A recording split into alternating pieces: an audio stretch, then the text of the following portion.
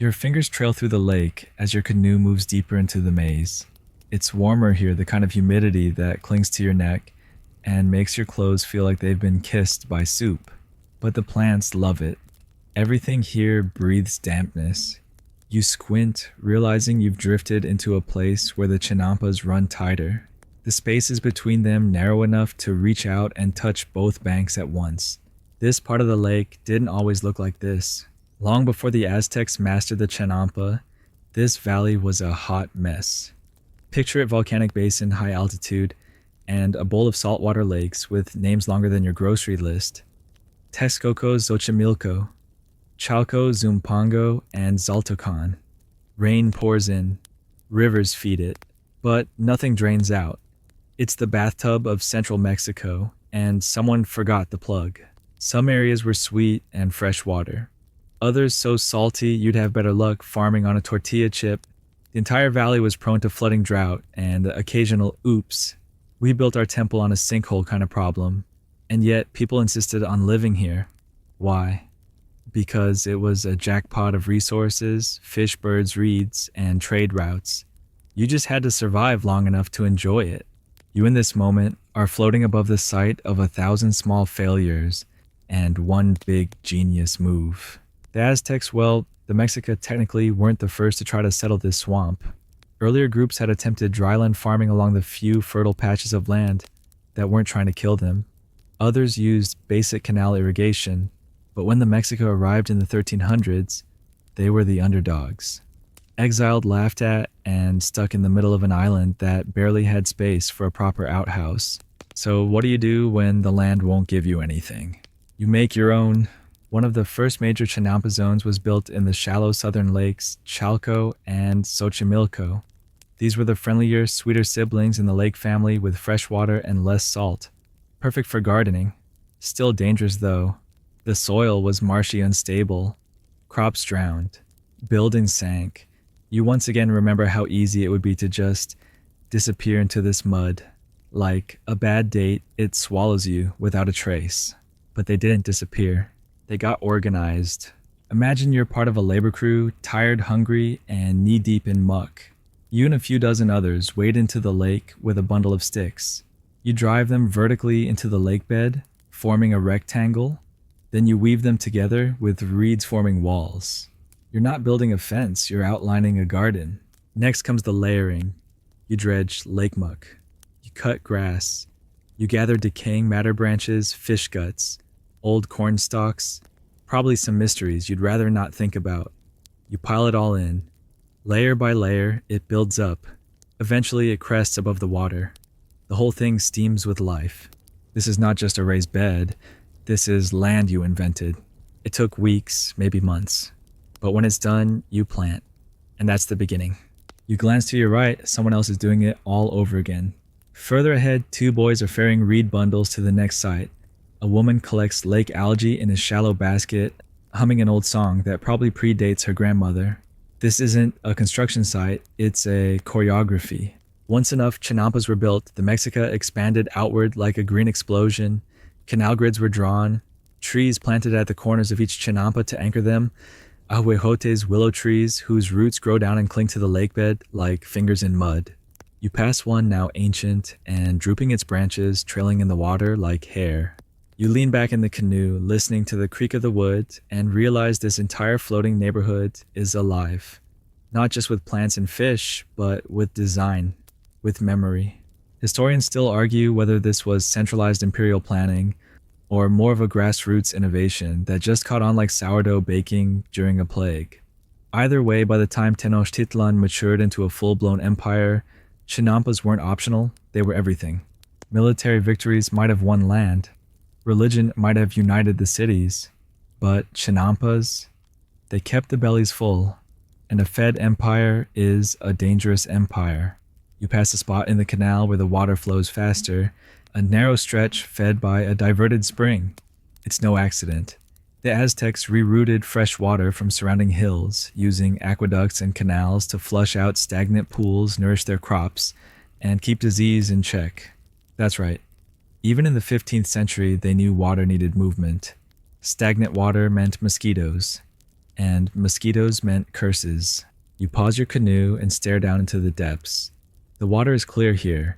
You can see layers plant matter sediment and below that shadows. Maybe fish, maybe just tricks of the light, or maybe some old bones. The lake doesn't tell secrets easily. Nearby, an old man scoops up lake sediment with a long-handled net. He does it slowly like he's been doing it forever. The net is made of reed, bound with fibers you can't name, but it holds. He drags up a pile of dark sludge tips into a basket and rows away. No eye contact, no words, just the quiet ritual of making mud. The sun is higher now. You can see steam rising off the Chinampa edges. A white bird flaps lazily from one tree to another, and still the lake is calm. You pass a garden with spiral patterns, yes, spiral. Someone decided that rectangular plots were just too basic. Maybe it's a ritual garden.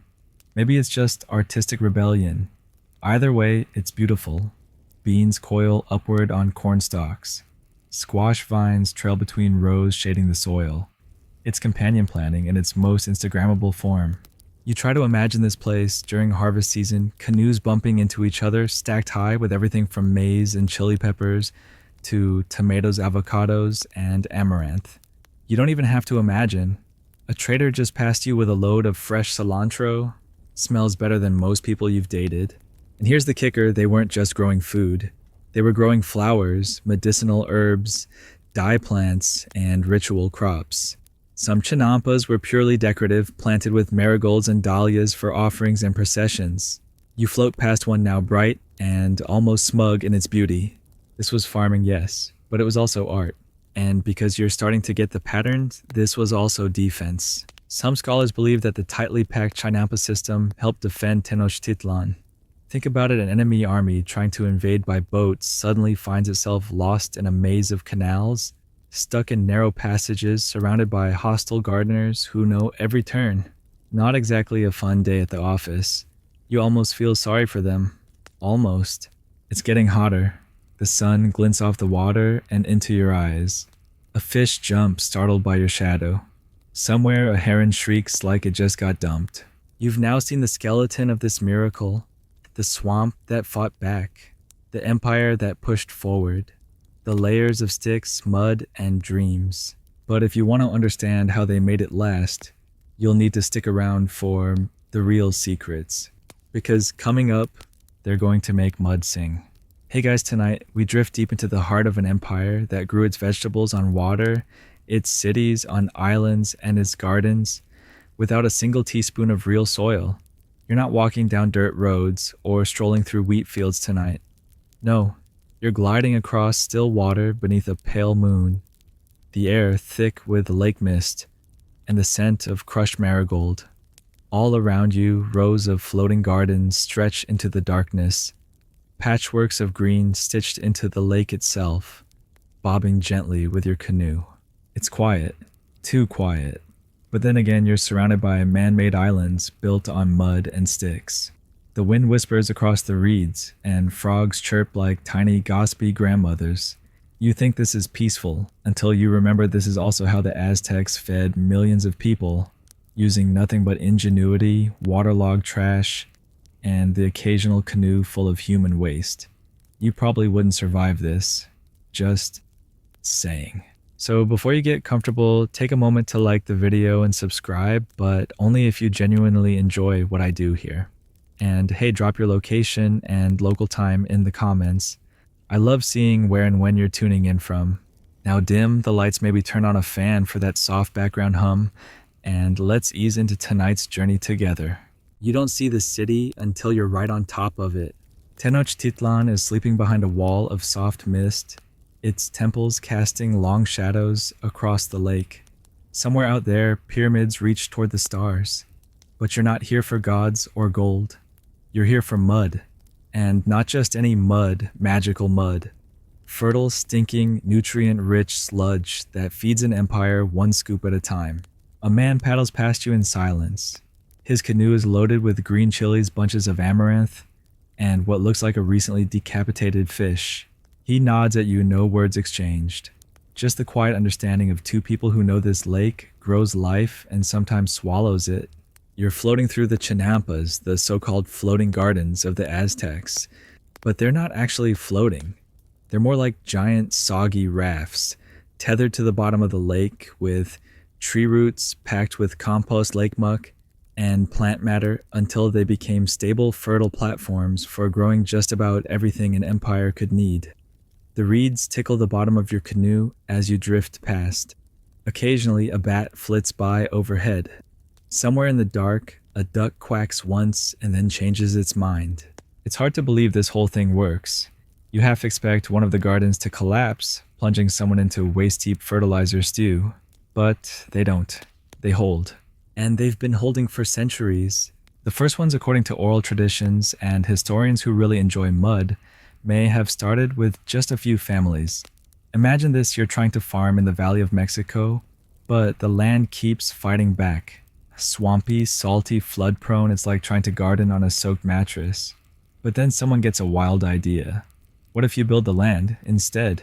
You gather reeds, stack mud, add more reeds, add muck, add old corn stalks, keep layering until it holds shape, then wait for it. You plant something.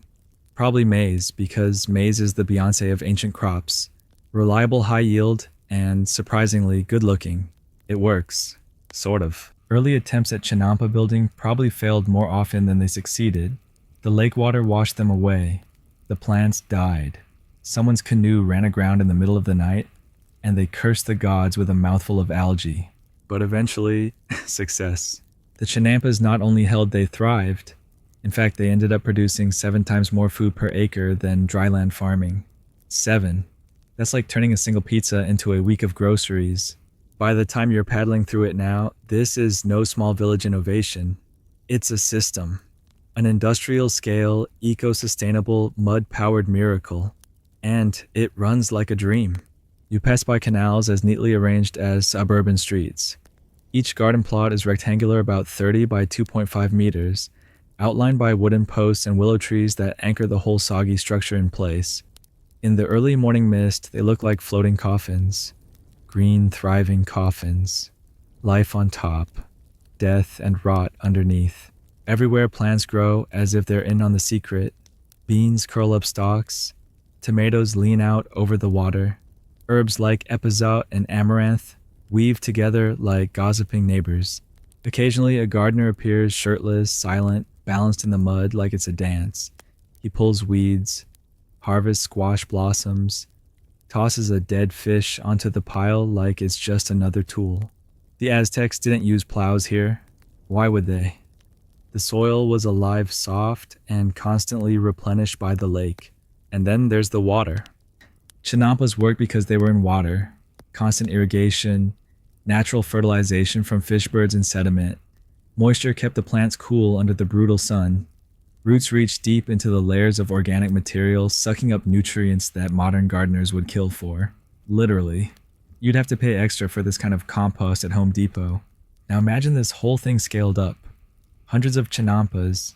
Thousands. Feeding a capital city that may have housed over 200,000 people. That's bigger than medieval London, bigger than Paris, and you're feeding it with mud. Glorious, smelly, sticky mud. You pull up beside a garden edge.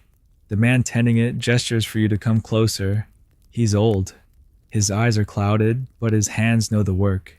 You watch him scatter dried lakeweed across a row of corn like it's sacred. It is, in a way.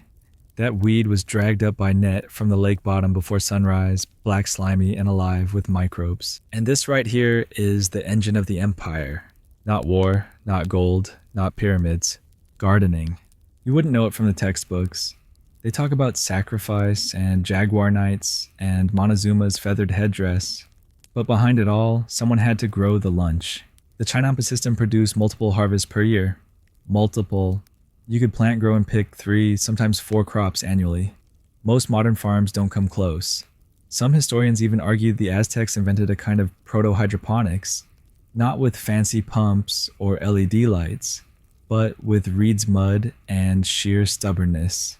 Others say that's a stretch. Historians still argue whether chinampas count as hydroponics at all, or if they're just a really clever form of wetland agriculture. Either way, you're floating through the proof. A dragonfly lands on your wrist.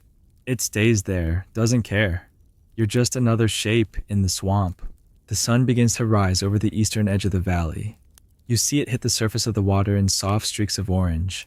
The temples in the distance glow gold for a moment before the fog swallows them again. This is what feeding an empire looks like. Quiet, beautiful, dirty, and absolutely brilliant. You smile as a canoe stacked with marigold flowers glides past, steered by a girl no older than 12. She hums softly. Her boat doesn't make a sound. The canoe drifts into a quiet inlet, and the world goes still. No frogs, no birds, just you, the soft creak of the wood, and the hypnotic slap of water against the sides. The air smells different here, richer, earthier. You dip your fingers into the lake again, and scoop up a handful of the soft muck drifting near the bottom. It slips through your fingers like wet velvet. Smells like algae decay, and something you can't quite name, like the breath of the world, before it learned to speak. Welcome to the construction site of a chinampa, and you're right on time to watch it being born. Up ahead, a team of laborers is already in the water. They're waist-deep barefoot and totally unbothered by the fact that they're standing in liquid compost. They move with a strange kind of elegance, familiarity forged from repetition. You're not seeing trial and error anymore. You're seeing routine. First, the outline. They drive long stakes into the lake bed, four at each corner, forming a tight rectangle about the size of a modern backyard. These aren't random sticks. They're chosen wood, usually from the same willow trees that'll later anchor the plot in place. Then comes the weaving, thick, fibrous reeds tied into place, lashing the uprights together in a sort of crude basket. No nails, no screws, just lake-grown engineering. The result is a low rectangular frame sitting just under the water. It looks flimsy, like it might float away in a stiff breeze. But it won't, because here comes the first layer. Mud. Buckets of it. Hauled up from the lake, bottom dumped into the frame with squelching thuds. Then comes waterweed cut from nearby shallows. Then more mud. Then grass. Then corn stalks. Then more mud again. The layering goes on until the plot rises above the surface, a soggy slab of future. You're watching an empire be constructed out of trash and hope. At one point, a boy slips and falls face first into the plot. He sits up drenched in black ooze, and everyone laughs, him included. They know it'll wash off. The lake always gives back what it takes. The layering isn't random. There's a rhythm to it. Organic matter, then binder, then nutrient boost. Someone adds crushed shellfish. Someone else dumps the remains of last night's fish stew. It's like watching a recipe for bread, except instead of baking it, you plant squash in it. You glide closer and one of the workers waves at you. She's older, probably a grandmother, and she's been working chinampas longer than you've been working your Wi-Fi router. Her hands are cracked nails, permanently dyed brown from the muck. She offers you a scoop of the mud on a flat paddle. You stare at it. It smells alive. This stuff isn't just dirt. It's teeming with microbial life. Nitrogen-rich, soft as cake batter, and perfectly suited for anchoring plant roots. Modern scientists have studied chinampa soil and found it's basically a pre-modern miracle grow. Balanced pH moisture retention, slow decomposition. It's like someone hacked the soil matrix and unlocked God mode. The woman chuckles and gestures toward the mound, miming a cornstalk growing tall. You nod, trying not to think about how your socks will never recover from this boat ride. The plot's almost ready. And then comes the final step, the trees. Each corner of the chinampa gets a young willow or sometimes cypress. These aren't decoration. These are anchors. Their roots grow down, punching through the layers of muck and weaving into the lake bed below. Once they take hold, the entire chinampa becomes stable, permanent, rooted not just in mud, but in memory. You paddle past one that's over 100 years old. The tree is thick gnarled and shaped by wind and water. Around its base, herbs and wildflowers bloom, some planted, some not. The gardener doesn't pull the weeds. Some of them are edible. Others ward off pests. A few are sacred. And one, if you squint, looks suspiciously like mint. You take a deep breath. Everything here smells like potential, and a little like fish poop. It's hard to imagine this level of ecological harmony happening by accident. But again, historians still argue whether Chinampa agriculture evolved through careful experimentation or desperate improvisation. Some claim the system reflects divine inspiration, others insist it was good old trial and error, with a touch of ancestral knowledge passed down like family gossip. Either way, it worked, and it worked fast. You see, once a Chinampa was built and planted, it didn't take long to start producing. Within weeks, leafy greens would sprout. Beans and squash came next. Corn, of course, was king, tall, proud, and everywhere. But so were lesser-known crops, huazontla, chayote, chilacayote, and the ever-versatile amaranth. Some plots even had sunken sections mini-marshes planted with edible aquatic plants like duckweed and watercress. These gardens weren't just farms. They were ecosystems, self-contained, self-sustaining, self-aware. At one edge of the Chinampa, you spot a pile of feathers. Not random trash, this is compost in progress. Duck feathers, fish bones, even bits of discarded sandals all go into the mix.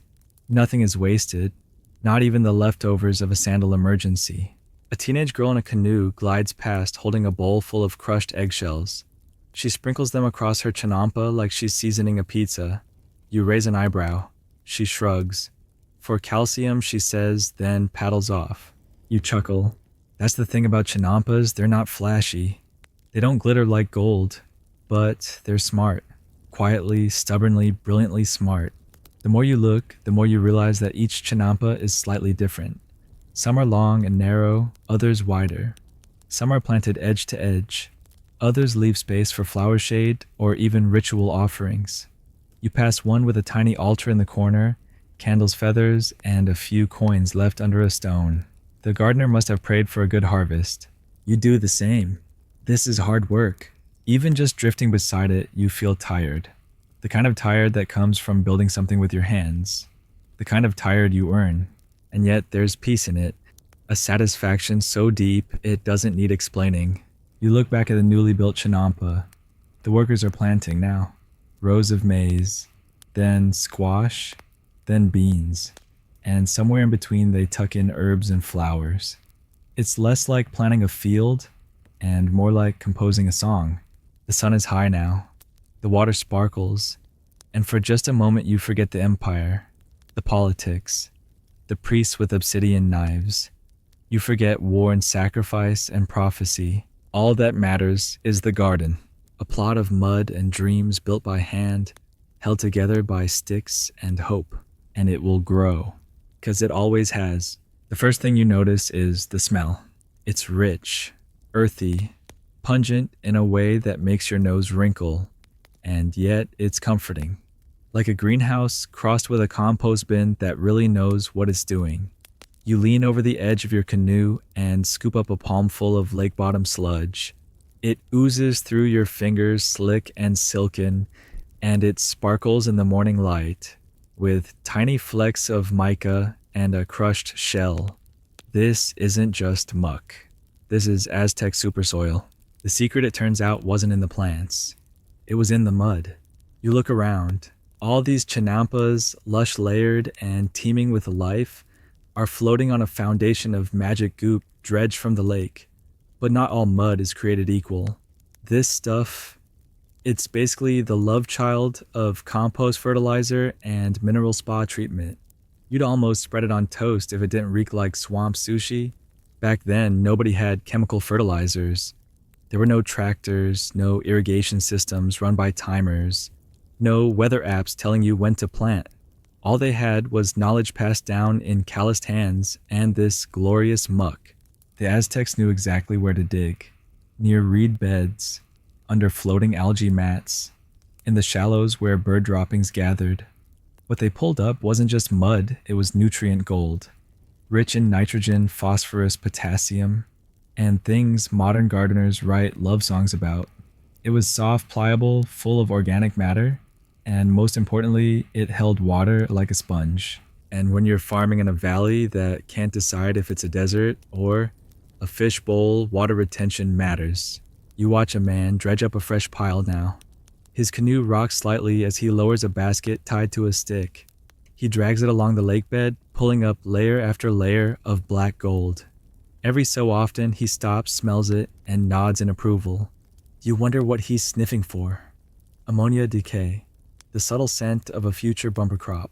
Next to him, a teenager scoops dried lake muck, already processed into sacks. She explains quietly that this pile is called tlalliatl, or mud cake. It's been sun-dried, stored, and is now ready for spreading over the chinampa beds. The stuff is so potent that they use it sparingly too much, and your corn plants start throwing shade at the neighbors. This is the Aztec version of crop dusting. Except instead of planes, it's paddles, and instead of chemicals, it's fermented goo. You spot a cluster of plants growing right at the edge of a chinampa. They're thriving dark green, glossy leaves, stalks, thick as your thumb. They seem happier than any plant has a right to be. You ask the old gardener crouched beside them what the trick is. He chuckles and pats the soil. It's the water, he says. And the rot. That's not a metaphor. Chinampas run on decomposition. Every layer from the submerged reeds to the surface mulch is constantly breaking down, releasing nutrients into the root zone. Dead leaves become life. Fish guts turn into flavor. It's composting in real time directly beneath your feet. No bins. No turning. Just pure swamp-born alchemy. Some say this was accidental. Others argue it was brilliantly intentional. Historians still debate whether the Aztecs understood the exact chemistry or were just copying what worked. But regardless of intent, the result was undeniable. The soil fed the plants fed the people, and the cycle spun on. You pass a chinampa where someone is doing something strange. He's mixing ashes into the muck. You raise an eyebrow. He nods toward a fire pit and explains wood. Ash balances the acidity, adds minerals. His corn sweet and tall as a man by harvest. On the next island, a woman spreads ground fish bones and crushed shells into the topsoil. Calcium boost, she says, keeps the squash from turning bitter. A little further on, you spot something more unexpected. A boy holding a basket of what appears to be crocodile dung. You're about to make a joke, but he beats you to it. It's sunscreen for the soil, he grins. You don't ask follow-up questions. You're not ready for the answers. But the point is clear, nothing was wasted. Not bone, not ash, not even that. You lean back in your canoe and close your eyes for a moment, letting the smells wash over you, mud rot flowers, fish a hint of corn pollen. It's oddly calming. You could fall asleep right here. And honestly, the plants would keep growing just fine without you. That's the genius of the system. Chinampas didn't just produce food, they maintained themselves. The nutrient cycles were so efficient, they barely needed external inputs. Some modern ecologists have compared the Chinampa system to a closed-loop permaculture design. You know, the kind of thing hipster farmers brag about on Instagram. But the Aztecs did it without hashtags. And here's a kicker for you: when Spanish colonizers arrived, they were amazed by the fertility of the Chinampas. Well, one friar even wrote that the soil was so rich, plants grew without being asked. The conquistadors might have had steel and horses, but the locals had the power of swamp engineering on their side. And yet, it was fragile. You watch a man paddle too close to an edge and tip a basket of compost into the canal. It's a small loss, but repeated carelessness like that could wreck the balance. Over-fertilize and the water chokes with algae. Under-fertilize and the plants wither. It's a dance, a balancing act. A conversation between mud water and root. One old man you meet along the canal tells you he can taste the health of the soil and the peppers. When the muck is right, he says they sting like memory. You believe him. You pass one last chinampa before turning down a side canal. This one has been left fallow resting. No crops. Just cover plants and wild herbs. You realize this too is part of the rhythm. The Aztecs knew the land had to breathe. That even magical mud needs a nap sometimes. And so do you. The canoe rocks gently beneath you. You let yourself drift, carried by the current and the scent of marigolds. Somewhere behind you, someone sings. A lullaby. A harvest song you can't tell. But it's in the mud now, and it's still growing. You're coasting along a narrow canal, and ahead of you, like a scene staged by some mischievous nature deity, 3 humble crops grow side by side. Corn, beans, squash.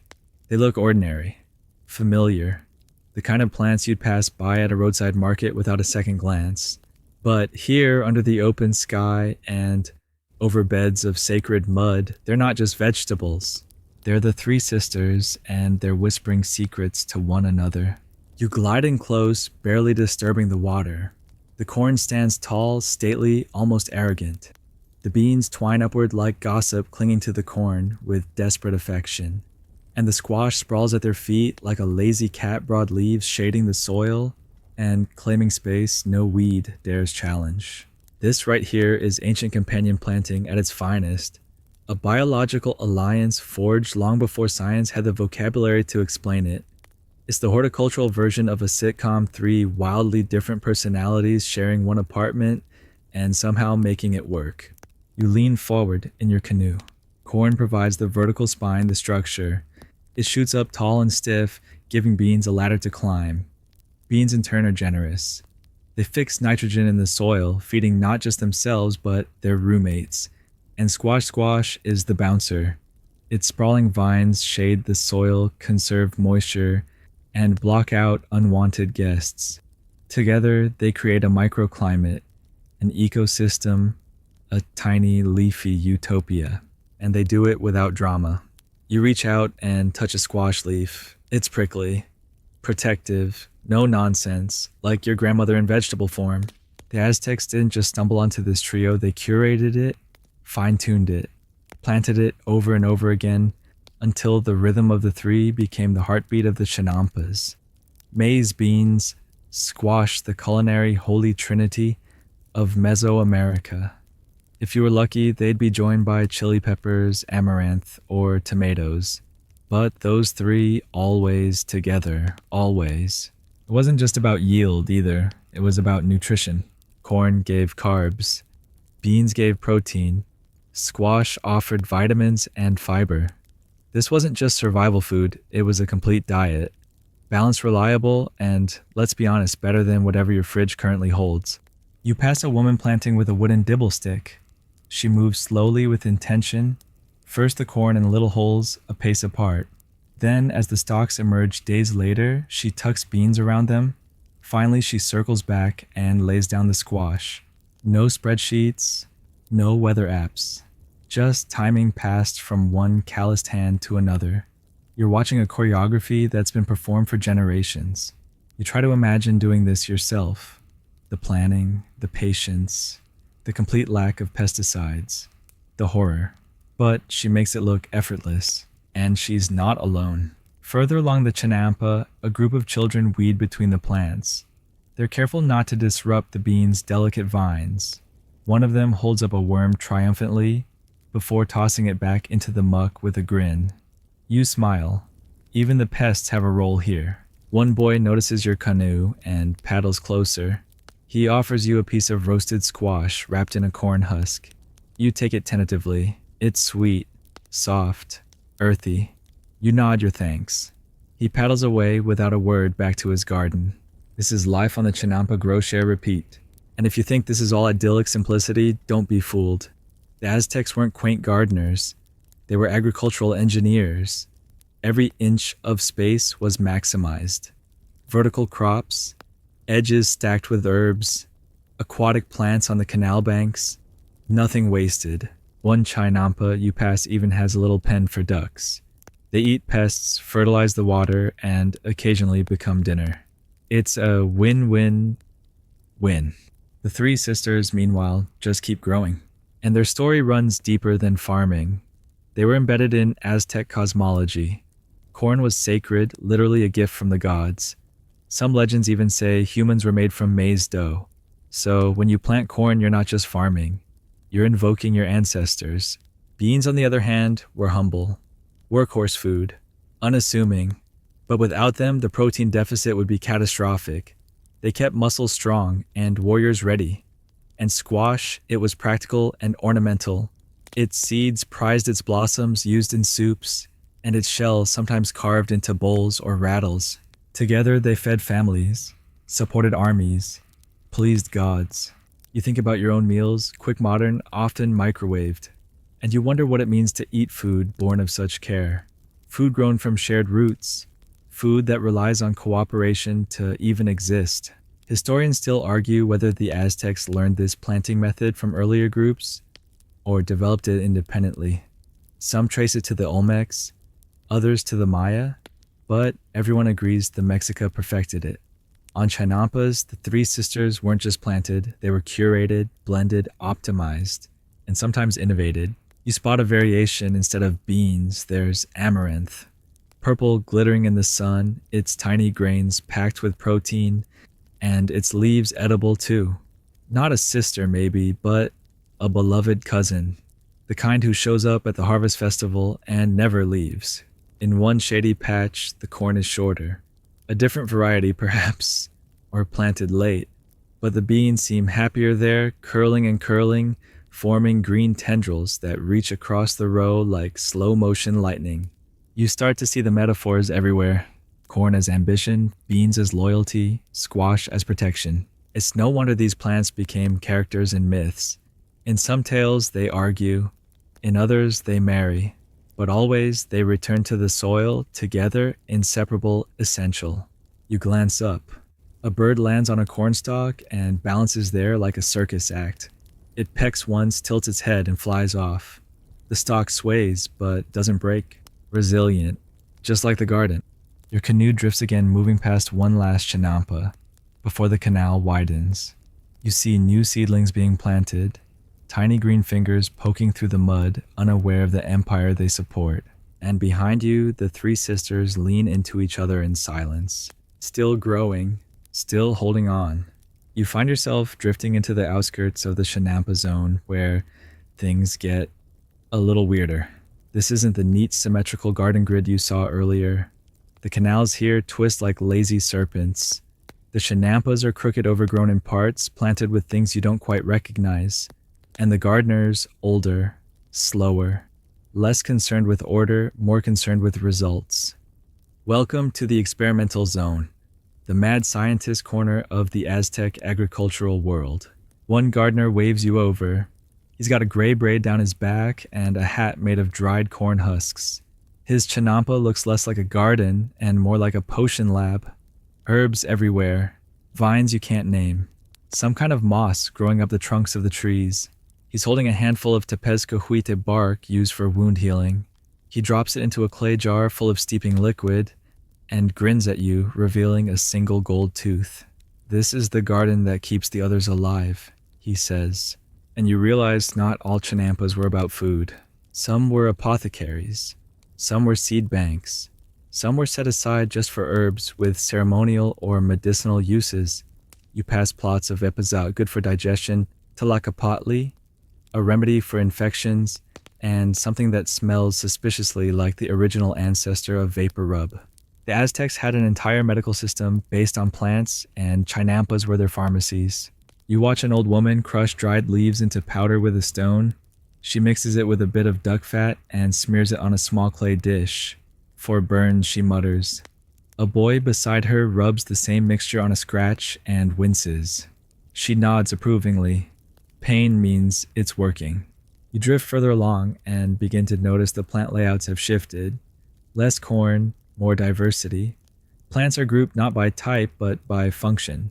Some attract pollinators, some repel pests, some simply make the others grow better. You realize you're looking at companion planting taken to the next level, a quiet botanic chess game played by people who've spent a lifetime listening to their gardens whisper. Historians still argue whether these techniques were deliberately planned or the result of countless tiny accidents. But here's the thing, accidents only become tradition if they keep working. And these plots, they're thriving. You see marigolds bright and gold like little suns. They're not just pretty, they ward off insects. You pass a chinampa full of Chempoalxochitl Aztec marigold, which was also used in death rituals.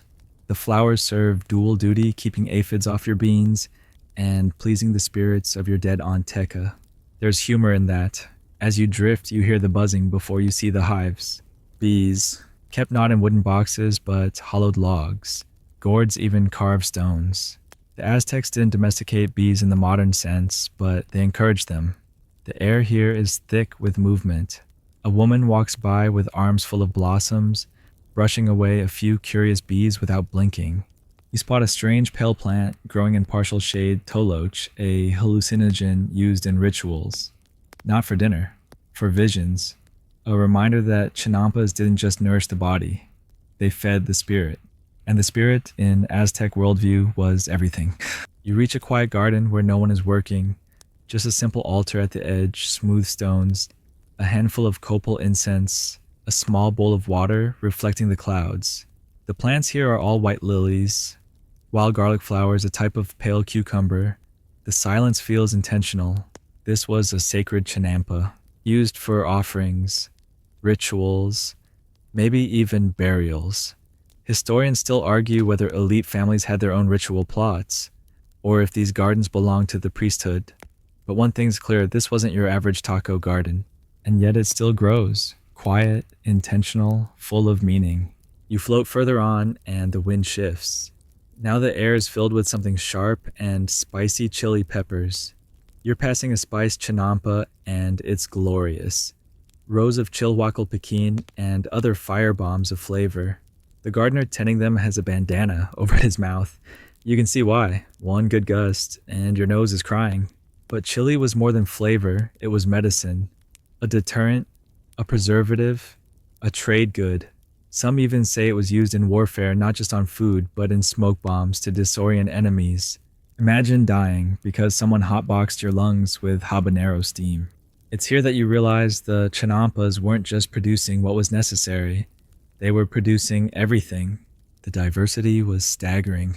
Root crops like jicama and sweet potatoes, leafy greens like colites, grains like amaranth and chia, plants for dyes, plants for fibers, plants for chewing, brewing, burning, wrapping, rubbing, and occasionally smoking. You even see gourds growing up, a trellis dried and hollowed into containers. Nature's Tupperware. And don't even get started on flowers. Some chinampas were given entirely to bloom. Dahlias, marigolds, ixora, used for altars offerings or to make the city beautiful. Some emperors insisted on fresh flowers daily. Entire canoe crews were dedicated to flower delivery. You squint at the horizon. They're barely visible are canoe rows coming toward the city. Piles of color so bright they look like floating rainbows. It's one of those moments where you feel timefold. Because even though this world was wiped out centuries ago right now, as you float through these gardens, it's alive again. In water and root, in scent and sun, and in this quiet corner of crooked plots and sacred weeds, you understand something the chinampas were never just about farming. They were memory, they were ritual, they were medicine, magic, and meaning. And they're still here. Just beneath the surface, the sun tilts westward now, and the light turns warm liquid gold spilling across the water. You're deeper in the chinampa zone than ever before, and something about the air has changed. It's thicker scented with sweet decay, fresh leaves, and the distant hint of roasting maize. You're not just drifting through gardens anymore. You're drifting through a system. Everything here connects water to root plant to person canal to calendar. It's not just beautiful, it's engineered. Not with machines, but with time, with experience, with relentless generational trial and error. And it all depends on one thing: management.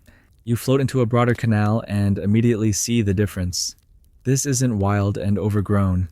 It's clean, deliberate. The edges of the chinampas are straight, the willow trees trimmed. Even the floating algae has been gathered into neat piles on the banks. This is a communal zone maintained not by one gardener, but by an entire neighborhood. You drift quietly toward the sound of voices and find them a team of workers, men, women, and teens, cleaning a drainage trench. They scoop out mud-trim reeds, check the flow of water. One man places a stone at a corner to prevent erosion. Another clears duckweed from a sluice gate. Nobody's in charge, nobody's slacking. It's quiet cooperation. You realize this isn't farming in the way most people understand it. This is hydraulic culture, a society that doesn't just work with water, it thinks like water. The Aztecs had no beasts of burden, no wheeled carts. Everything had to be moved by hand or by canoe, and so they built their empire around flow. Goods, crops, people all moving through canals like blood through veins. And just like a body, the system needed constant maintenance. Canals had to be dredged, weeds removed, algae scooped, water quality monitored. If one section stagnated, it could rot the whole network. And so every neighborhood assigned labor crews Kalpulli to take care of their local waterways. This wasn't optional, it was law. Skip your turn on the canal crew. Enjoy the delightful punishment of sweeping the temple stairs with a broken broom. But here's the twist most people didn't skip, because they understood the stakes. This wasn't just about keeping the water flowing. It was about keeping the city alive. A single block canal could flood a market, ruin a harvest, spread disease. And so even the nobility had a stake in the upkeep. You spot a teenager hauling a basket of dredged muck and tossing it onto a nearby chinampa. He looks bored, but methodical. You ask if he's part of a work rotation. He shrugs and says, "It's my uncle's plot." Then he adds, "And if I don't help, I don't eat." Fair enough. Further ahead, you reach a larger intersection, a watery crossroads. It's busy. Canoes glide past one another in a slow practice ballet. Some carry goods, others people. One boat's full of ducks, another with baskets of chilies. You see a woman shading herself with a fan made from palm leaves as she sells herbs to a passing trader. No chaos, just calm momentum. And towering above it all, in the hazy distance, is Tenochtitlan. You can just make out its skyline pyramids, temples, and the city's strange shimmering sprawl. Built on an island, connected by causeways surrounded by thousands of chinampas like petals around a golden flower. You're not just visiting a farm, you're floating in the lungs of an empire. And that empire, it had rules. Chinampa maintenance wasn't just cultural, it was codified. The Aztec legal system had laws about property boundaries, water theft, canal usage, and agricultural quotas. Mess up your plot too badly. You could lose it. Let your tree roots block a neighbor's channel. That's a fine. Historians still argue how much central control was involved. Some say local Kalpulli managed everything. Others believe state inspectors roamed the chinampas like floating bureaucrats with clipboards and obsidian pens. But the end result was clear a system that worked, and not just functioned, thrived. You pass a platform where a group of workers are building a new chinampa. But this time, there's a supervisor. He wears dyed cotton, and his hands are suspiciously clean. He points, gives orders, and occasionally scribbles something on a piece of bark paper. You realize you're watching a land assessor, possibly a representative of the city government. And you get it. Because this whole floating ecosystem, it's real estate. Valuable, productive land. And someone has to keep track. One worker sees you and grins. "We're getting a new parcel," she says. The old one eroded. You ask what happened. She shrugs. Tree roots gave out, lost the corner, slid into the canal. And just like that, a piece of history disappeared beneath the water. No fanfare, no tragedy. Just part of the cycle.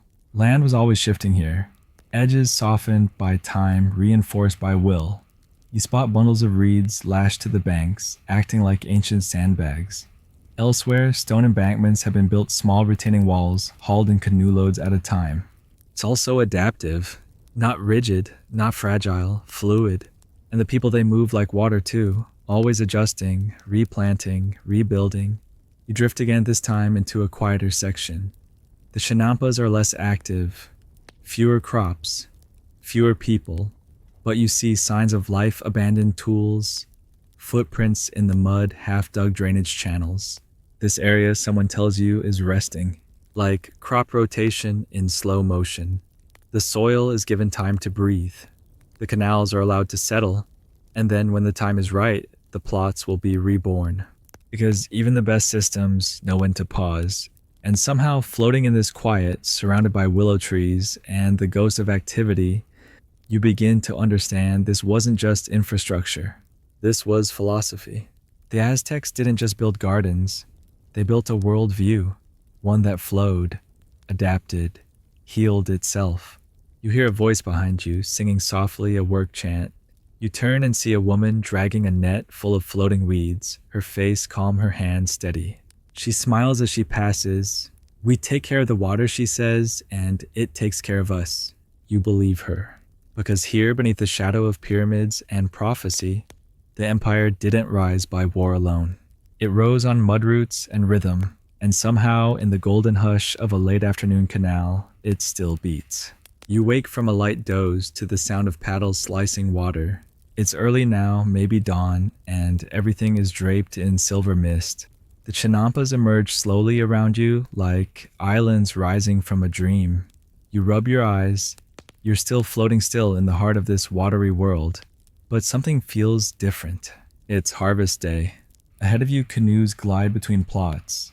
Not fast, not frantic, just purposeful. Each boat is loaded with baskets. Some are empty waiting, others brim with green maize squash blossoms and bundles of herbs tied with reed twine. You spot amaranth stalks so full of seed they shimmer, chili peppers like little drops of blood, beans in tangled heaps ready to be dried. Everything smells sweet and sharp, damp earth, crushed leaves, a hint of spice. You drift closer. The harvest here is not a one-season event. The chinampas allow for year-round farming thanks to the warm central Mexican climate and the constant moisture from the lake. Some plots yield 7 crops a year, others 6. You try not to think about your one sad basil plant back home. One man hauls in bunches of young maize elotes, the kind best eaten roasted and steaming. A woman nearby snips squash flowers just after sunrise. They'll wilt if picked too late. A child carries a basket of beans barefoot and grinning trailing petals behind her like she's been crowned queen of the weeds. This isn't just productive, it's orchestrated. The Aztecs didn't just grow food, they timed it. They had no wall clocks, no Google Calendar. Instead, they used the sky.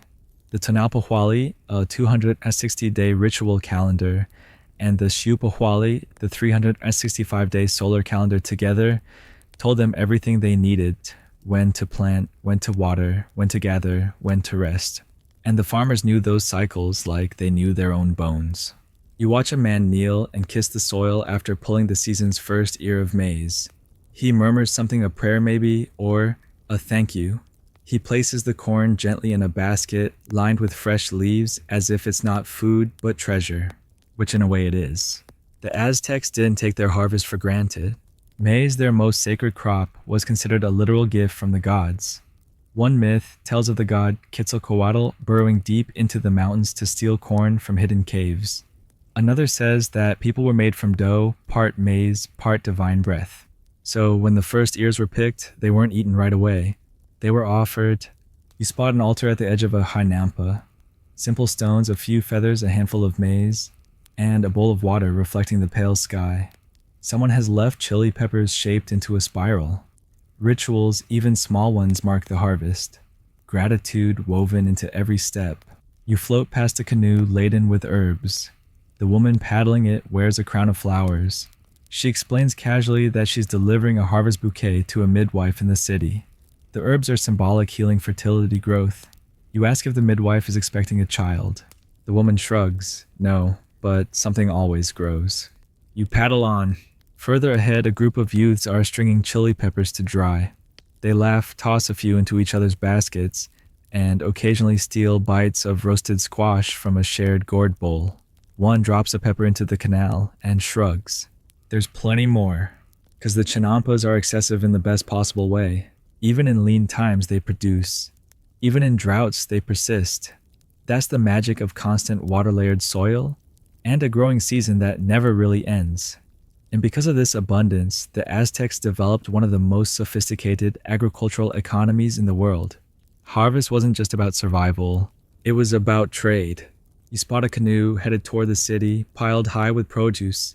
Its owner waves to you with the quiet pride of someone who knows their cargo will feed nobles, merchants, priests, and warriors. At the city's edge, canals turned into markets, floating docks, portable shops, vegetables measured by armfuls, chilies sold by the gourdful, maize traded for cloth obsidian, even cocoa beans. And this wasn't bartering between friends. It was regulated. There were inspectors at the market, officials who checked weights, prices, and quality, tax collectors who recorded deliveries, special canoe lanes to keep traffic moving, and if your vegetables were rotten, You might find yourself assigned a day scrubbing public latrines with a sharp stick. One historian even compared the Aztec market to the floor of the New York Stock Exchange, just with more feathers and fewer collapsing banks. You drift past a chinampa where someone is harvesting quintonil, a leafy green that looks humble but punches above its nutritional weight. The woman picking it hands you a bunch and says, "Good for blood," and dreams. You believe her. Nearby, a man is roasting sweet potatoes over a flat stone. The smell is almost criminal. You take a bite when offered. It melts. He chuckles. "Grown in old muck," he says, proudly pointing to the black soil. "Everything tastes like earth here." And you realize something: this isn't just agriculture. It's memory in motion. Each bite contains stories. Each stalk grew from a seed passed down generations. Each harvest links the present to the past and to the gods. This was an empire built not on gold or conquest alone, but on the steady, quiet rhythm of planting, tending, and reaping. And that rhythm echoes through the mist. You pause and look around. The sun has risen now. The canoes move steadily. The baskets are full. The altar is still glowing from morning incense. A bird calls in the distance, and you notice it lands on a cornstalk before lifting away again. That's the thing with harvest. It's never the end. It's the beginning of another cycle. The mud will be tilled again. The seeds will be buried, the prayers whispered, the squash blossoms fried, and so on, and so on. A song that never quite ends, only changes tempo, and you're lucky to have drifted into it, even if only for a while. You pedal slowly now, the light overhead full and forgiving, the chinampas stretching around you like a green, breathing labyrinth. But today your attention turns not to the soil or the crops or the shimmering wake of the canoe. Today you focus on people, because as miraculous as the chinampas are, they don't build themselves. They don't weed themselves. They certainly don't harvest, maintain, or carry baskets of chili peppers across miles of water by divine command. No, behind every floating plot is a network of handsbacks and brains. Welcome to the human machinery of Aztec agriculture. The empire wasn't powered by steam or oil. It was powered by families, communities, neighborhood collectives called kalpuli, and you're about to float right into one. Your canoe nudges against the dock of a mid-sized chinampa. 3 children run past barefoot, one carrying a gourd full of beans, the other 2 arguing about ducks. A woman calls out to them from behind a row of maize, laughter in her voice. She's holding a bunch of greens in one hand and a baby in the other. Welcome to a workday. But here's the trick. There's no clock in, no whistle, no time card, just obligation and inheritance. In the Aztec world, farming wasn't a job. It was life. If you were born into a kalpuli, you didn't just inherit land, you inherited duty. You helped maintain the canals. You participated in planting and harvest and repairs. Your knowledge came not from books, but from mornings spent following your parents into the mud. You spot a group of teens bent over seedlings. One is telling a joke that makes the others snort through their noses. Another stops to stretch his back and splash water on his face.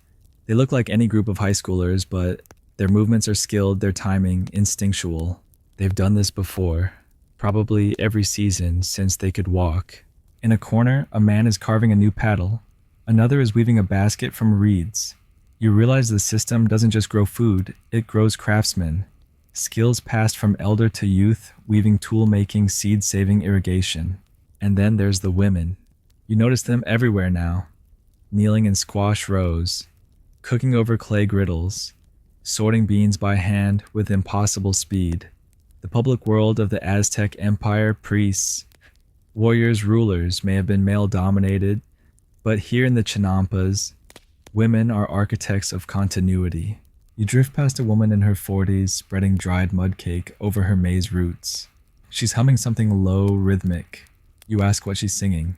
"It's a song for good ears," she says. You blink. "Maize ears," she clarifies, chuckling. Even the crops get lullabies. Nearby, a grandmother scolds a boy for stepping on a bean vine. He protests but then stoops to fix it. This is how the rules are passed. Not written. Not enforced by patrols. Just taught. Repeated. Reinforced by sharp eyes and sharper tongues. Historians still debate how much autonomy individual farmers had. Some say the state controlled the planting schedule. Others argue Kapuli leaders made local decisions. But either way, it's clear that everyone worked. There were no idle classes in the Shinampa world. Even nobles managed their land, or at least hired stewards to do so on their behalf. You paddle toward a slightly larger Chinampa, now one with trimmed borders uniform rows, and a small granary built on stilts. This belongs to a wealthier family. A local official, perhaps? You can tell by the ceramic jars lined neatly on a shelf, and by the painted gourd hanging from a pole, a symbol of stewardship. The steward emerges a man in embroidered cotton hands stained with soil. He explains that this plot feeds not just his household, but also contributes to temple offerings and city tribute.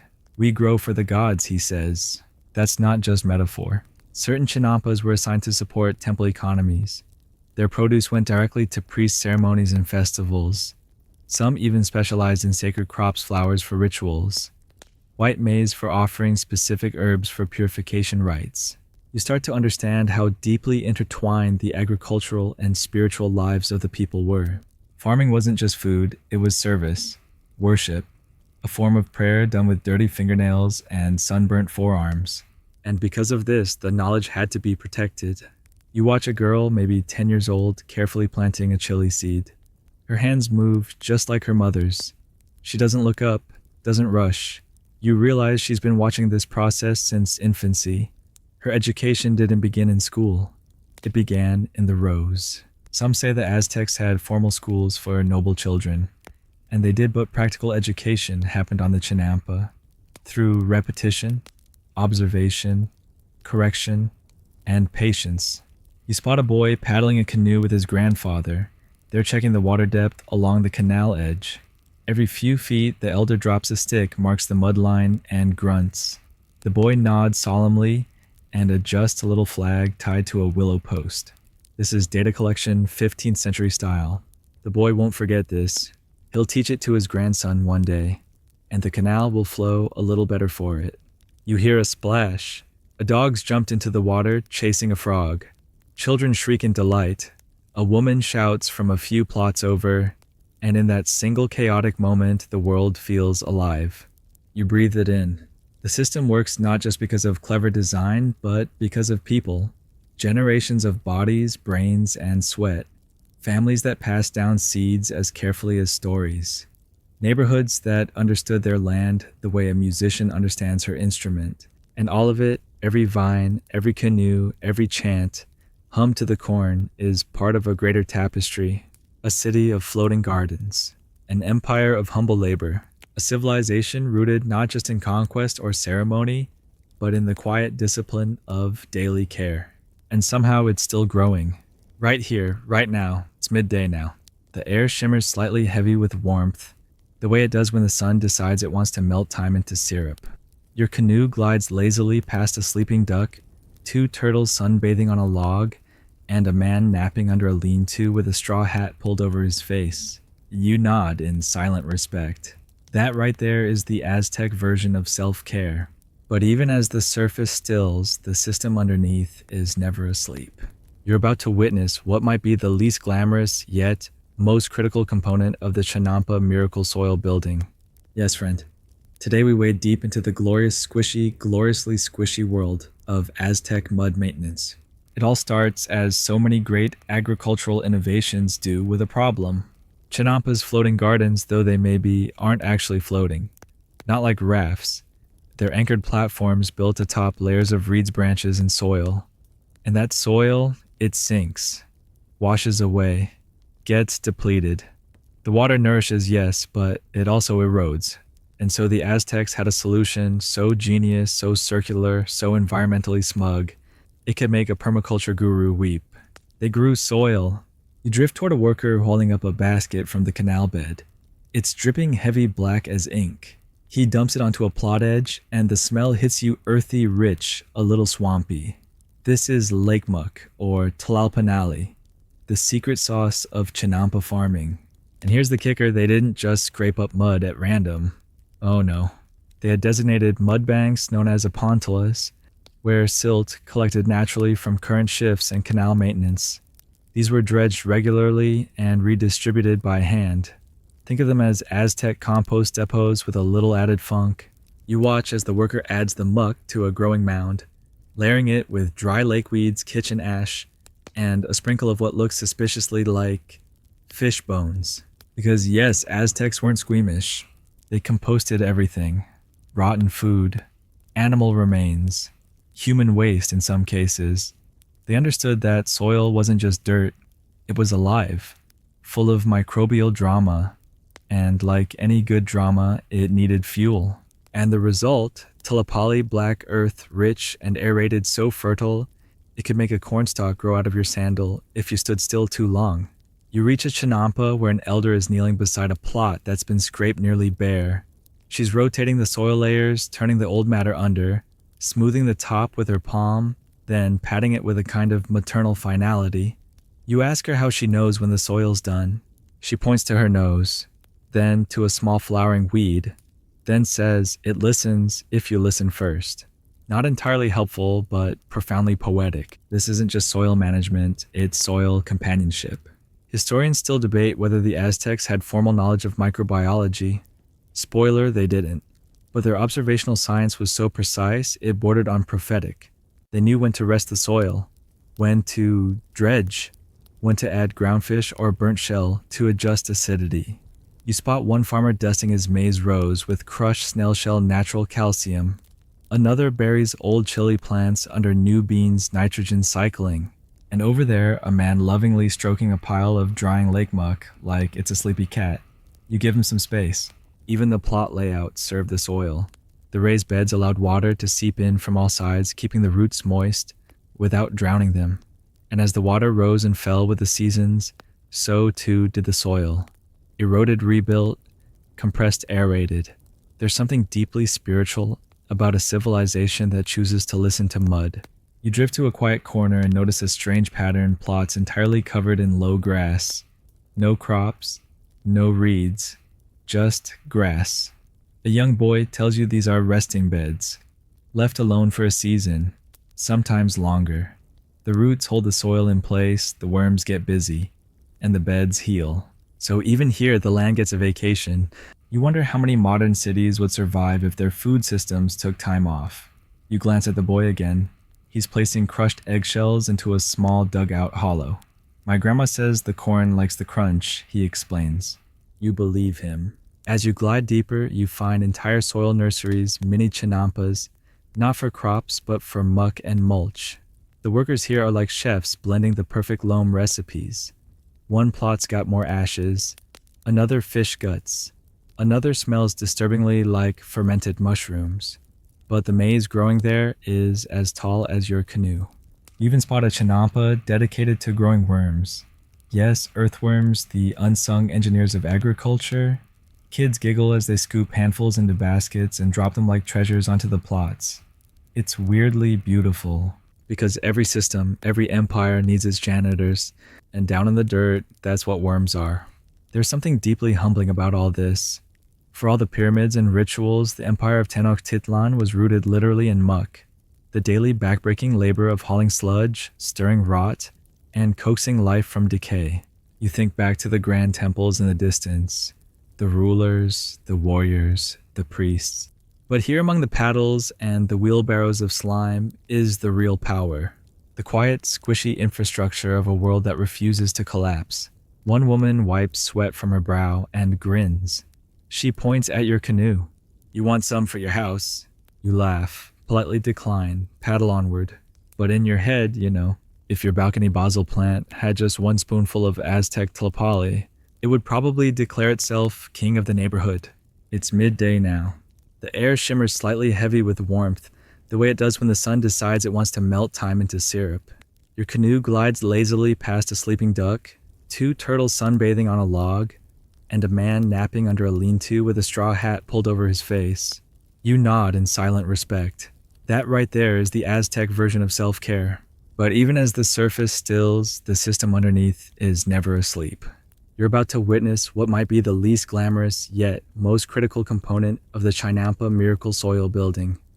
Yes, friend, Today we wade deep into the gloriously squishy world of Aztec mud maintenance. It all starts, as so many great agricultural innovations do, with a problem. Chinampa's floating gardens, though they may be, aren't actually floating. Not like rafts. They're anchored platforms built atop layers of reeds, branches, and soil. And that soil, it sinks, washes away, gets depleted. The water nourishes, yes, but it also erodes. And so the Aztecs had a solution so genius, so circular, so environmentally smug, it could make a permaculture guru weep. They grew soil. You drift toward a worker hauling up a basket from the canal bed. It's dripping heavy black as ink.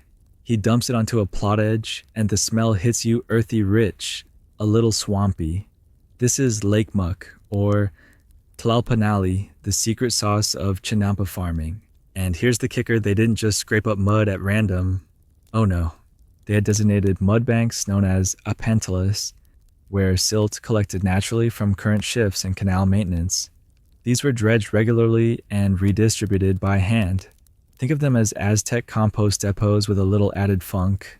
You watch as the worker adds the muck to a growing mound, layering it with dry lake weeds, kitchen ash, and a sprinkle of what looks suspiciously like fish bones. Because yes, Aztecs weren't squeamish. They composted everything. Rotten food, animal remains, human waste in some cases. They understood that soil wasn't just dirt. It was alive, full of microbial drama. And like any good drama, it needed fuel. And the result, Tlalpali black earth, rich and aerated, so fertile, it could make a cornstalk grow out of your sandal if you stood still too long. You reach a chinampa where an elder is kneeling beside a plot that's been scraped nearly bare. She's rotating the soil layers, turning the old matter under, smoothing the top with her palm, then patting it with a kind of maternal finality. You ask her how she knows when the soil's done. She points to her nose, then to a small flowering weed, then says it listens if you listen first. Not entirely helpful, but profoundly poetic. This isn't just soil management, it's soil companionship. Historians still debate whether the Aztecs had a formal knowledge of microbiology. Spoiler, they didn't. But their observational science was so precise, it bordered on prophetic. They knew when to rest the soil, when to dredge, when to add ground fish or burnt shell to adjust acidity. You spot one farmer dusting his maize rows with crushed snail shell natural calcium. Another buries old chili plants under new beans nitrogen cycling. And over there, a man lovingly stroking a pile of drying lake muck like it's a sleepy cat. You give him some space. Even the plot layout served the soil. The raised beds allowed water to seep in from all sides, keeping the roots moist without drowning them. And as the water rose and fell with the seasons, so too did the soil. Eroded, rebuilt, compressed, aerated. There's something deeply spiritual about a civilization that chooses to listen to mud. You drift to a quiet corner and notice a strange pattern, plots entirely covered in low grass. No crops, no reeds, just grass. A young boy tells you these are resting beds, left alone for a season, sometimes longer. The roots hold the soil in place, the worms get busy, and the beds heal. So even here, the land gets a vacation. You wonder how many modern cities would survive if their food systems took time off. You glance at the boy again. He's placing crushed eggshells into a small dugout hollow. My grandma says the corn likes the crunch, he explains. You believe him. As you glide deeper, you find entire soil nurseries, mini chinampas, not for crops, but for muck and mulch. The workers here are like chefs, blending the perfect loam recipes. One plot's got more ashes, another fish guts, another smells disturbingly like fermented mushrooms. But the maize growing there is as tall as your canoe. You even spot a chinampa dedicated to growing worms. Yes, earthworms, the unsung engineers of agriculture. Kids giggle as they scoop handfuls into baskets and drop them like treasures onto the plots. It's weirdly beautiful, because every system, every empire needs its janitors. And down in the dirt, that's what worms are. There's something deeply humbling about all this. For all the pyramids and rituals, the empire of Tenochtitlan was rooted literally in muck. The daily backbreaking labor of hauling sludge, stirring rot, and coaxing life from decay. You think back to the grand temples in the distance. the rulers, the warriors, the priests, but here among the paddles and the wheelbarrows of slime is the real power. The quiet, squishy infrastructure of a world that refuses to collapse. One woman wipes sweat from her brow and grins. She points at your canoe. You want some for your house. You laugh, politely decline, paddle onward. But in your head, if your balcony basil plant had just one spoonful of Aztec tlapali, it would probably declare itself king of the neighborhood. You feel it before you see it, the gentle rocking of your canoe against a wake that wasn't there a second ago. Then the low hollow clunk of something wooden. You turn just in time to witness an armada of canoes emerging from the mist. It's the market fleet, a slow-moving river of commerce made entirely of hand-carved boats gliding side by side like threads on a loom. Dozens of chinamperos, men, women, children, each piloting a floating slice of abundance toward the beating heart of the Empire Tenochtitlan's central market, Tlatelolco. You weren't planning to visit the city today, but let's face it, you weren't planning anything. This whole journey has been a slow drift through mud and miracle. Might as well follow the current, and so you do. You hitch your canoe to a produce-laden one. A friendly teenager named Sitlali waves you aboard. She's got hands like braided rope and a cargo of amaranth squash, 2 fat geese, and a basket of chili so intense it makes your eyes water just sitting near it. The canal widens. Stone bridges appear overhead, ivy creeping down their sides. The air thickens with voices smell smoke. Tenochtitlan rises like something summoned, a floating city of causeways and pyramids of painted walls and flapping banners. You drift closer to the market docks, and suddenly you're in it. Tlatelolco, the biggest marketplace in the Aztec world. Some say the biggest in the entire hemisphere. It pulses with movement, rows and rows of booths shaded by reed mats, people haggling, drummers pounding out announcements, entire sections dedicated to food, to textiles, to obsidian, to incense, to dried frogs, to live frogs, to... Okay, that's a lot of frogs. But you're here for one thing, to see how the humble chinampa becomes currency. You stick close to Sitlali as she unloads. Her produce is weighed using an arm-balanced scale measured out against cocoa beans or cotton cloaks or carved tokens of copper. No coin currency here, at least not yet. But value, that flows like water. She trades her chilies to a spice merchant. The amaranth goes to a baker who promises fresh cakes in return. The squash to a mother with twins who offers lakefish wrapped in maguey leaves. Barter, yes, but not random. This is organized chaos. There are porters, inspectors, market judges who carry staffs topped with obsidian. If a trade goes bad or someone tries to sell spoiled goods, they're hauled to the center and publicly shamed, or worse, fined in maize. Historians still argue whether the state set prices or just monitored the deals. But whatever the case, this market doesn't run on trust alone.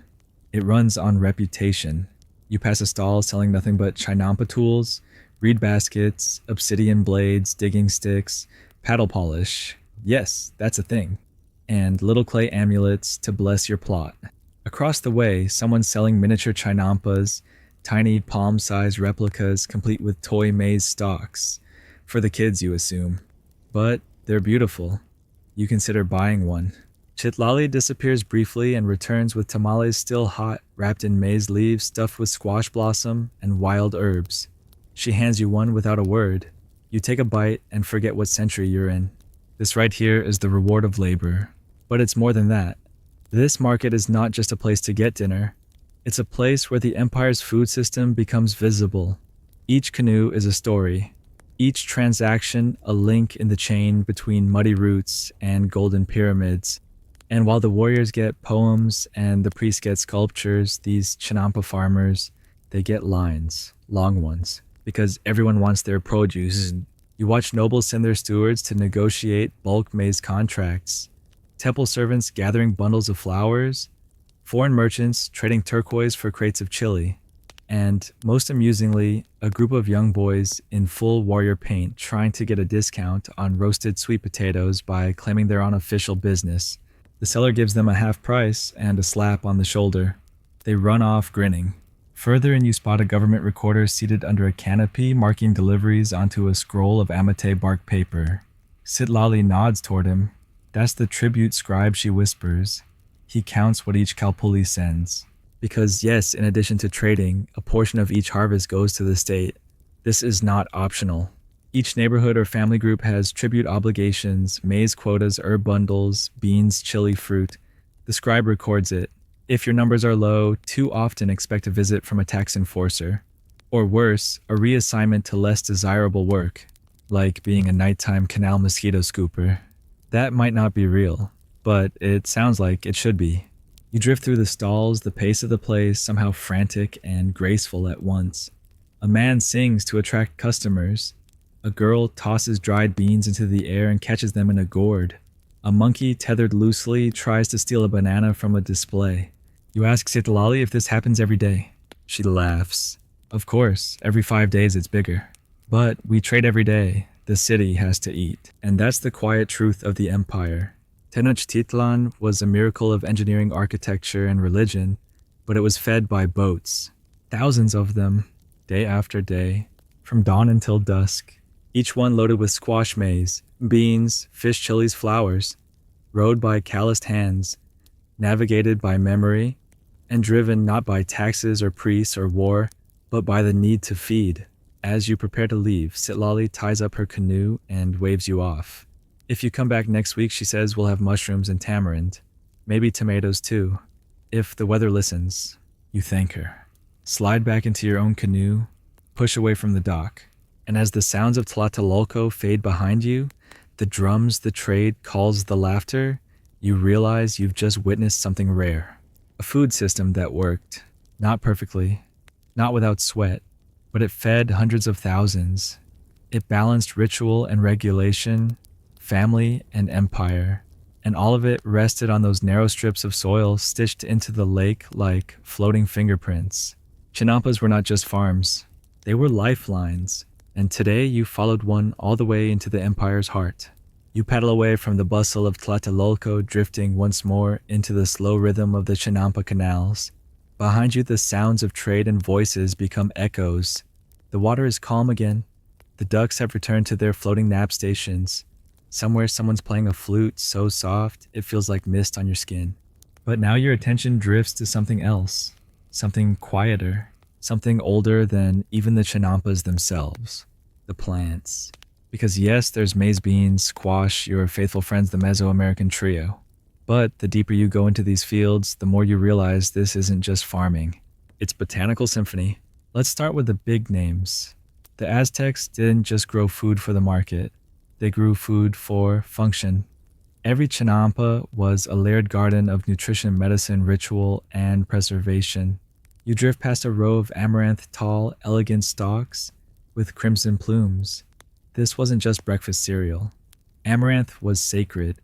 Its seeds were mixed with honey or human blood, depending on how festive you felt, and formed into little figurines of the gods, then ceremonially eaten. Think of it as edible communion, sweet, symbolic, slightly unsettling. Next, chia tiny seeds packed with energy.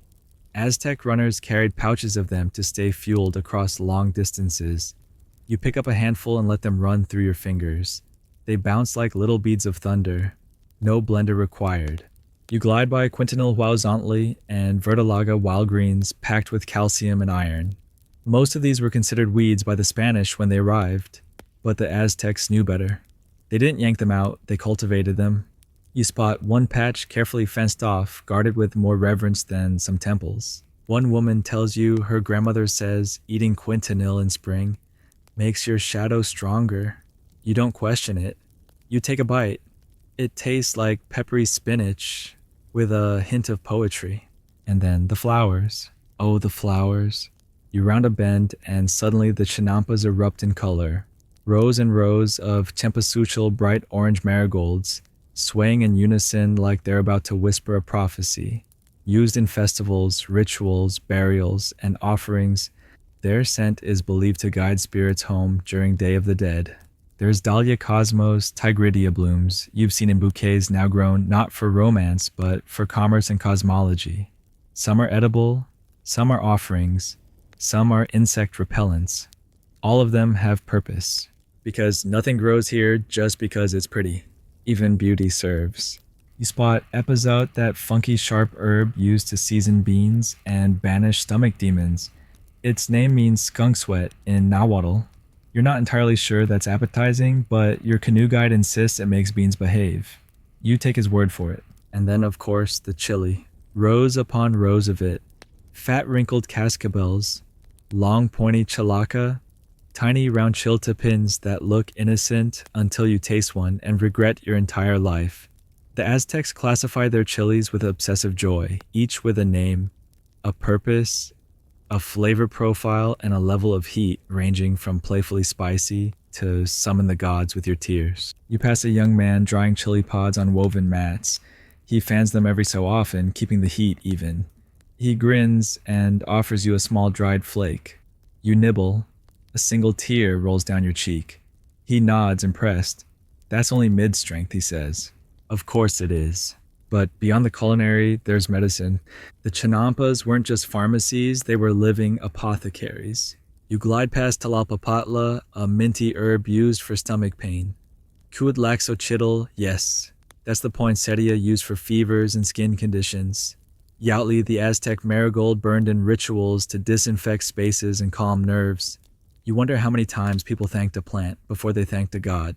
One elder points out a patch of Toloatzin, a sleepy time flower used to calm anxiety. She plucks a few petals, crushes them between her fingers, and says, "You smell this, you'll dream of turtles." You definitely want to dream of turtles. And then there's tobacco grown not for recreation, but for sacred use, burned in rituals, offered to spirits, thought to cleanse spaces and thin the veil between worlds. No Marlboro ads here, just reverence. Historians still argue whether the Aztecs had a formal botanical taxonomy, but there's no doubt they had an experiential one. Plants were named by what they did, how they felt, how they sounded when crushed, what dreams they caused, what prayers they answered. Their medicine was poetry wrapped in observation. You see two women teaching a child how to sort herbs by scent. No labels, just instinct. One herb is handed back, not dry enough. The girl nods solemnly. You know she'll remember. And the genius, they grew companion plants.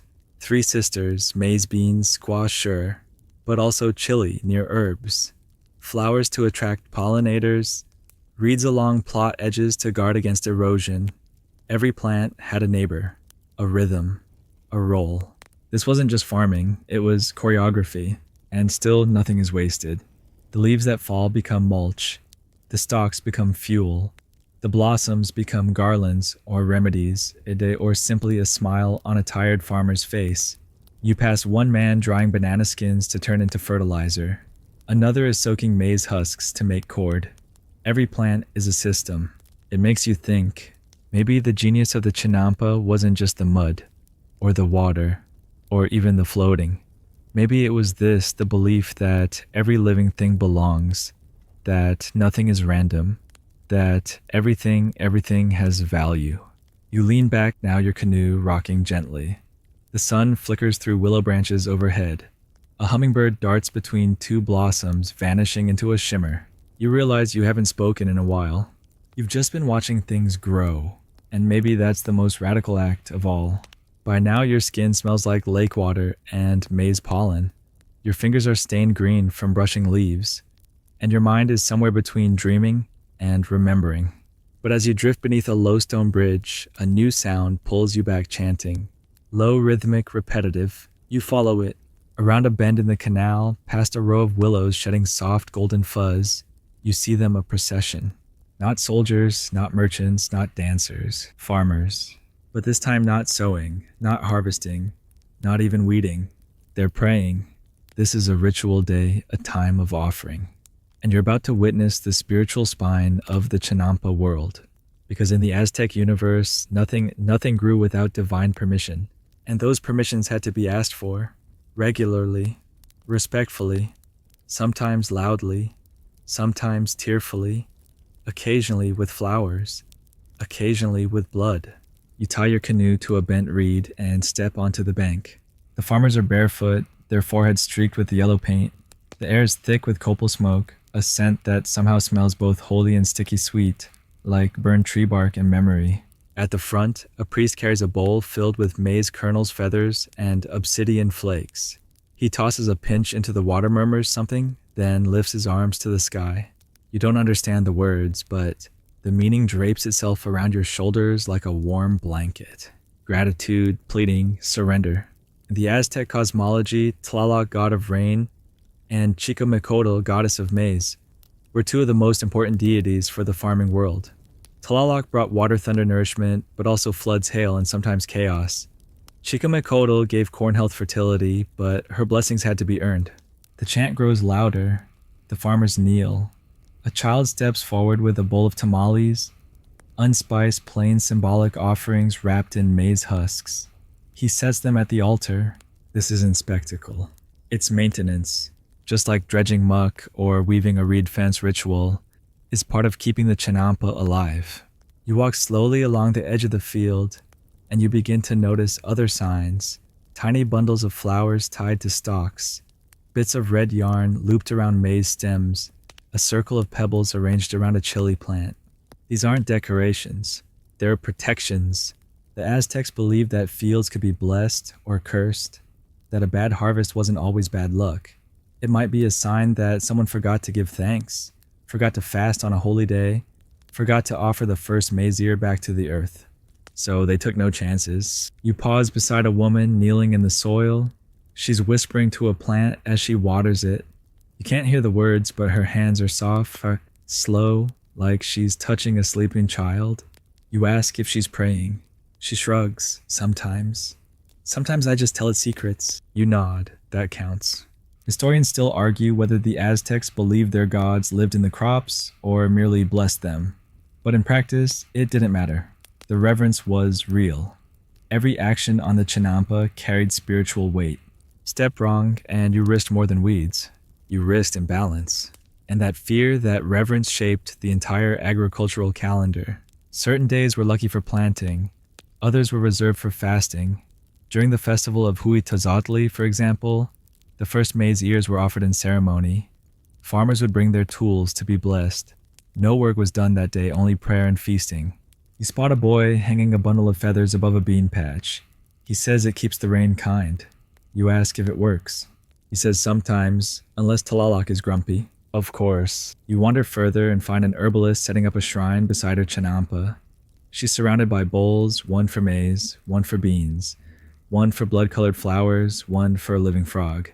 She tells you each offering is symbolic nourishment, cooperation, beauty, life. She lifts the frog gently and sets it free into the canal. It hops twice, vanishes. She smiles. The gods like a good gesture. You're starting to feel it too, the way this land doesn't just grow food, it grows meaning. Every plant is a prayer. Every harvest is a hymn. Even the mud has a myth. You glance back toward the procession now fading down the path. A trail of petals marks their way. The canal water ripples in their wake. And here's what you realize. The Chinampa is not just a plot of land. It's a sacred contract between human and earth, between sweat and sustenance, between offering and abundance. You step back into your canoe. As you push off, something catches your eye, a small woven doll, stuck in the branches of a willow. Its face drawn with charcoal, its hands holding a chili pod. A protection charm maybe, or a gift, or a warning. You leave it untouched, because whatever it means, it belongs here, just like everything else. The farther you paddle from the ritual fields, the more the air changes. The incense fades, the chanting fades. Even the frogs seem to hush like they're waiting for something. And then you hear it. Wind. Not a breeze, not a sigh, but a full-throated gust, tumbling across the water in bursts. It catches your hair, pushes your canoe slightly sideways, and brings with it the unmistakable scent of open lake. You've reached the edge of the Chinampa zone. And what lies beyond? Water and wind and wildness. You're about to see what the Aztecs feared, respected, and tried very hard to contain the natural world beyond the system. Because Chinampas weren't just created out of ingenuity, they were created against the odds. This Lake Xochimilco and her surrounding sisters was not calm, not flat, and certainly not passive. It rose in flood season. It dried in drought. It swallowed plots whole when storms rolled through. It turned gentle canals into raging floods, and then a month later into muddy trickles. And yet the Aztecs tamed it. You float along the outer rim of the Chinampa zone now, where the fields begin to fray. Here you can see the defensive engineering rows of willow trees planted at plot edges to hold soil in place with their roots. Behind them, retaining walls made from woven reeds and mud bricks. And just beyond those, thickets, giant ones, carefully placed, strategically reinforced. The most famous of them, the Albarrán de Nezahualcóyotl, wasn't just a flood wall. It was an epic line in the lake, built from volcanic rock and labor stretching miles across the water to separate the salty parts of Lake Texcoco from the fresh shallows of Xochimilco and Chalco. Saltwater kills crops, so they built a barrier against ruin. Let's take a moment. This was the 1400s. No concrete mixers, no cranes, just wooden stakes, human shoulders, and tenacity. And they did it. The dikes held back floods, diverted water into irrigation canals, and even acted as highways. You could walk atop them, trade on them, hold ceremonies on them. Historians still argue whether these dikes were entirely effective. Some say they failed during freak storms. Others claim the failures came only after the Spanish arrival when maintenance stopped. Either way, what's clear is that the Aztecs treated water not as a backdrop, but as an adversary that had to be constantly negotiated with. You pass a small temple ruin on a rocky island, a shrine to Tlaloc, god of rain. It's crumbling now, moss-covered and sunken, but you can still make out the outline of a face carved into the stone. Wide eyes, a gaping mouth, and fangs. This was not the god of drizzle. This was the god of deluge. Back in the Chinampas, water is your friend, your partner, your quiet collaborator. But out here, it is raw power. You paddle closer to a section of wild reeds, watching them sway like dancers with no music. A heron steps through the shallows, lifting its legs with aristocratic precision. In the distance, thunder mutters beneath a bank of clouds. And just like that, the water gets choppy. You feel it first in the base of your canoe. A subtle lift, a slide, a slosh. Then the wind hits again stronger this time. Your paddle slices into foam. The sky darkens. No lightning yet, but you smell it. Storms come fast here. The Aztecs knew this. That's why their farming calendar wasn't just based on months, it was based on patterns, on sky signs, on wind behavior. They built weather literacy into their system. You duck beneath an overhang and wait. And as the rain begins, you realize why the Chinampa world was so genius. It didn't fight nature, it negotiated with it. The fields were built to flood gently, not violently. The canals redirected excess water. The willow roots absorbed runoff. Even the soil composition allowed for spongy absorption and slow release. It was like the entire system breathed with the weather, and when it couldn't. That's what ritual was for. When storms were too strong, when floods swallowed crops, when the lake refused to cooperate, the people turned to the gods, to prayer, to dance, to offerings. But they also turned to each other. You remember stories now whispered by Chinamperos earlier in your journey. Tales of neighbors rebuilding plots after a storm, of families sharing maize stores in lean times, of children learning how to measure rainfall by the sound it made on clay rooftops. There was science here, but there was also community resilience, and that may have been the strongest defense of all. Eventually, the rain fades. The wind lets go. The lake softens, curling into glass again. You push your canoe back toward the Chinampas, crossing over a stretch of floating reeds. Your paddle glides smoother now. The sky opens a little. Somewhere a bird chirps like nothing happened, and yet you feel changed. You've seen what lies at the edge of cultivation, and it makes the center all the more miraculous. Because the Aztecs didn't build their food system on ease. They built it on resistance, on vigilance, on the refusal to let chaos win. And as your canoe slides once more between orderly rows of maize and beans, you realize Chinampas weren't just floating gardens. They were fortresses of peace in a world of storm. The canals are calm again, but this time it's not just the weather. It's something else, something harder to describe. As you return from the lake's edge, paddling once more between green walls of maize and amaranth, the air feels older, as if it's carrying whispers, Not wind, not water, but stories. Because now you're no longer just a traveler, you've become a witness. And what you're about to explore is the thing that ties it all together, not the soil, not the crops, not the lake, but memory. Welcome to the part of the journey where we ask, how did they know all this? How do they remember? How do they pass it on? Because the Chinampa system wasn't static. It evolved. It adjusted. It adapted to floods, to rulers, to trade routes. And that requires one thing: information. So today you're paddling into the quiet heart of Aztec agricultural knowledge. You begin where all good stories do, in the family. In every Calpulli, knowledge was passed by voice and by hand. A mother teaching her daughter how to space bean seeds by the width of her palm. A grandfather showing a boy how to tap the willows to test water content in the soil. Aunts and uncles, cousins and neighbors, all of them were books without pages, living archives of the Chinampa way. You pass a group of children sitting in a row, each with a tiny trowel, copying an elder who demonstrates how to turn the soil without bruising the roots. No paper, no chalkboard, just mimicry and memory. But oral tradition wasn't the only way. The Aztecs were record keepers, brilliant ones. You pull up to a small shrine near a plot's edge. Painted onto the stone are images: a maize stalk with eyes, a hand, holding a seed of frog beside a canal. At first it looks decorative, but your guide smiles. It's a farming calendar, she says. They use pictographic codices, books made from bark or deerskin filled with symbols that represented everything from planting cycles to tribute quotas, rain days, Sundays, festivals, pests, harvest rituals. These books weren't just administrative, they were spiritual, agricultural, strategic.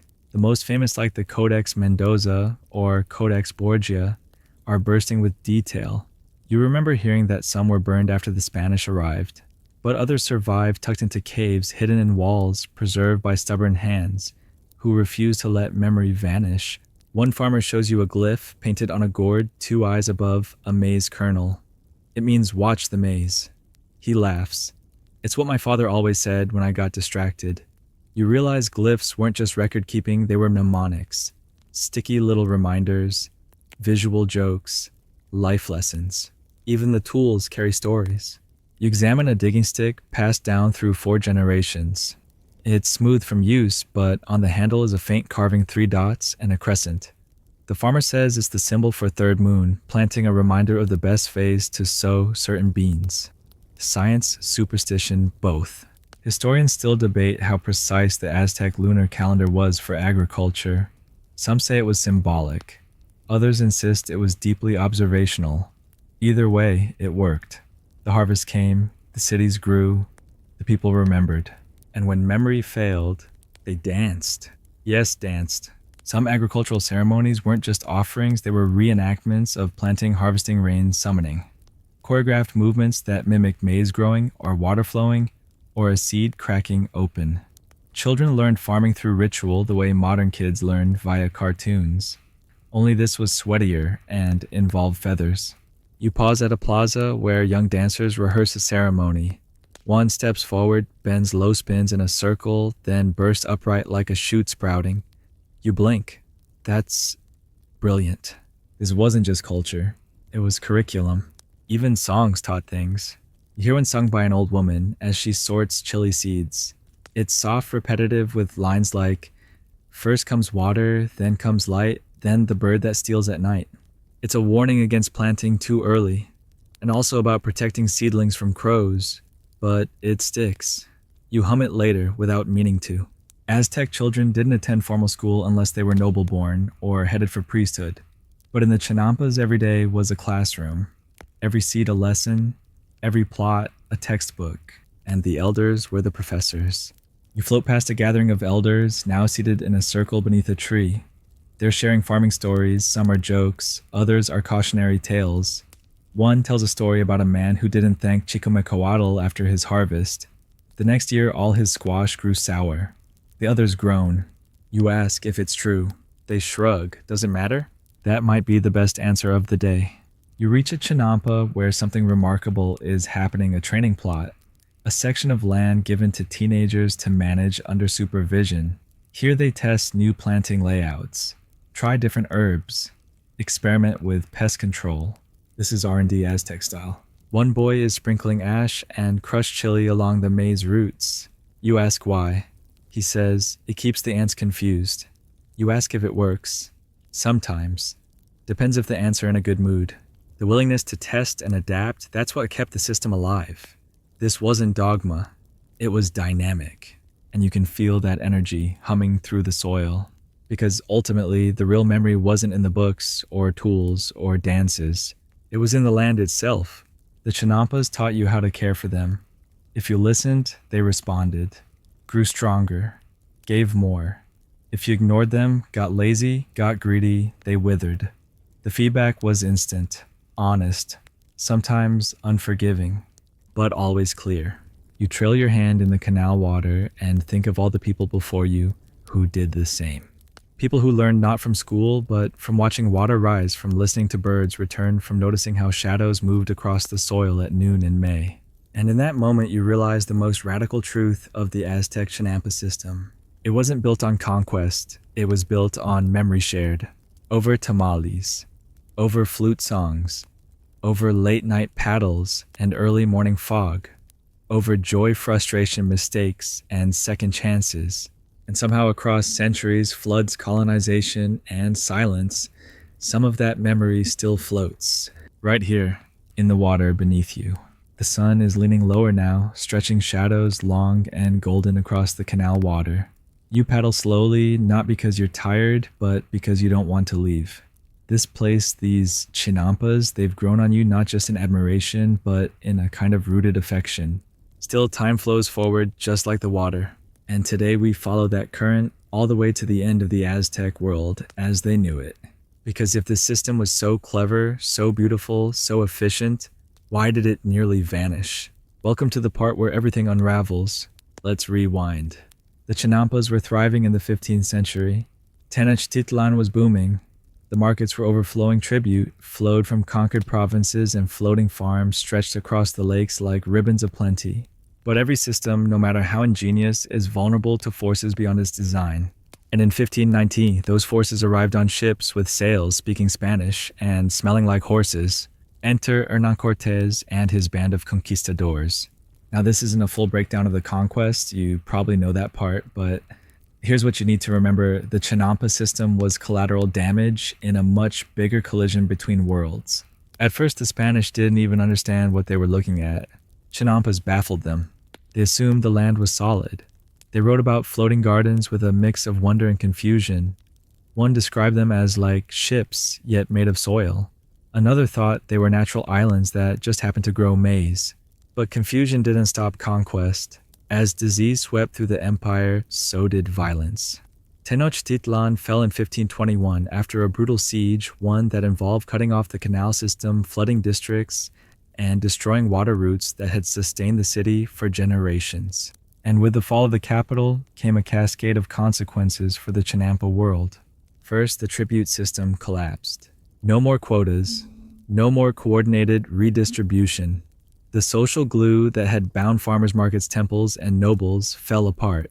Farmers who had worked together under Kalpuli guidance were now scattered, unsure of who was in charge or what would come next. Second, the canals began to silt up. Without centralized maintenance, the careful dredging and upkeep faltered. Weeds grew where crops had thrived. Some Chinampas collapsed into the water. Others became overgrown and abandoned. The delicate balance between plot and water fell apart like a fraying net. Third, the Spanish brought livestock. Seems harmless, right? Wrong. Pigs and cattle introduced to this fragile system trampled canal edges, muddied the water, and tore through vegetation that had taken decades to cultivate. The Aztecs had no domesticated grazing animals, so the Chinampas weren't designed for hooves. And it showed. Fourth, religious conversion reshaped the spiritual fabric of farming. Rituals to Tlaloc and Chicomecoatl were outlawed. Shrines were torn down. Offerings were condemned. The land remained, but the relationship to it changed. Where once every harvest was a hymn, now it was a transaction. Historians still argue whether the Spanish authorities understood the value of Chinampas. Some tried to preserve them, others repurposed them. But the truth is, the system required more than just infrastructure. It required culture. and culture was bleeding. Still, the Chinampas didn't vanish overnight. Many families, especially in Xochimilco, continued the traditions in secret. They passed down planting songs, hid old tools, whispered rituals into the soil when no one was listening. And sometimes the Spanish benefited. They allowed Chinamperos to keep working in exchange for taxes. They realized begrudgingly that these floating fields worked. They grew food, they fed cities, but they no longer fed an empire. They fed survivors. You float now past a canal that's half choked with reeds. A heron watches you from a crumbling stone wall. Once this stretch supported hundreds of maize plants. Now only a few wild squash vines cling to its edges. Still alive, but struggling. And yet, not everything was lost. You meet a family several generations deep who still maintain their plot in almost exactly the old way. The grandmother gestures proudly to her chinampa and says, "This is older than the church, older than Mexico." Her grandson nods. We don't say the prayers anymore, but the maize still listens. They show you their tools, worn but working, their seed stores carefully wrapped in cotton cloth, their canoe patched with resin and care. They've weathered floods, corruption developers neglect, and they're still here. Because Chinampas, as it turns out, are stubborn. They weren't built for conquest. They were built for resilience. You pass a wooden sign painted with words in Nahuatl, Tlalticpac Tlazotla, love the earth. The sign is cracked, faded, but still legible, just like the land. And here's the part that might surprise you. Despite everything, despite colonization, drainage projects, highways, pollution, and bureaucracy, some Chinampas are still alive, still floating, still growing food, right now. Just south of Mexico City in Xochimilco, you can still see them. Old ones, new ones, some abandoned, some revived by urban gardeners and environmentalists. There are efforts to restore the canals, purify the water, reintroduce native crops. Some are even certified organic. It's not perfect, it's not empire-sized, but it's breathing. And perhaps most beautifully, the revival isn't driven by nostalgia alone. It's driven by need. Modern cities need sustainable food, need low-carbon agriculture, need green space, need memory. And the Chinampas quietly, defiantly have all of that. So maybe the story didn't end in 1521. Maybe it just paused, and now it's whispering its way back. Like roots reaching for light, like seeds sprouting after fire, like a canoe returning gently to where it all began. You're floating again, only now the canals feel different.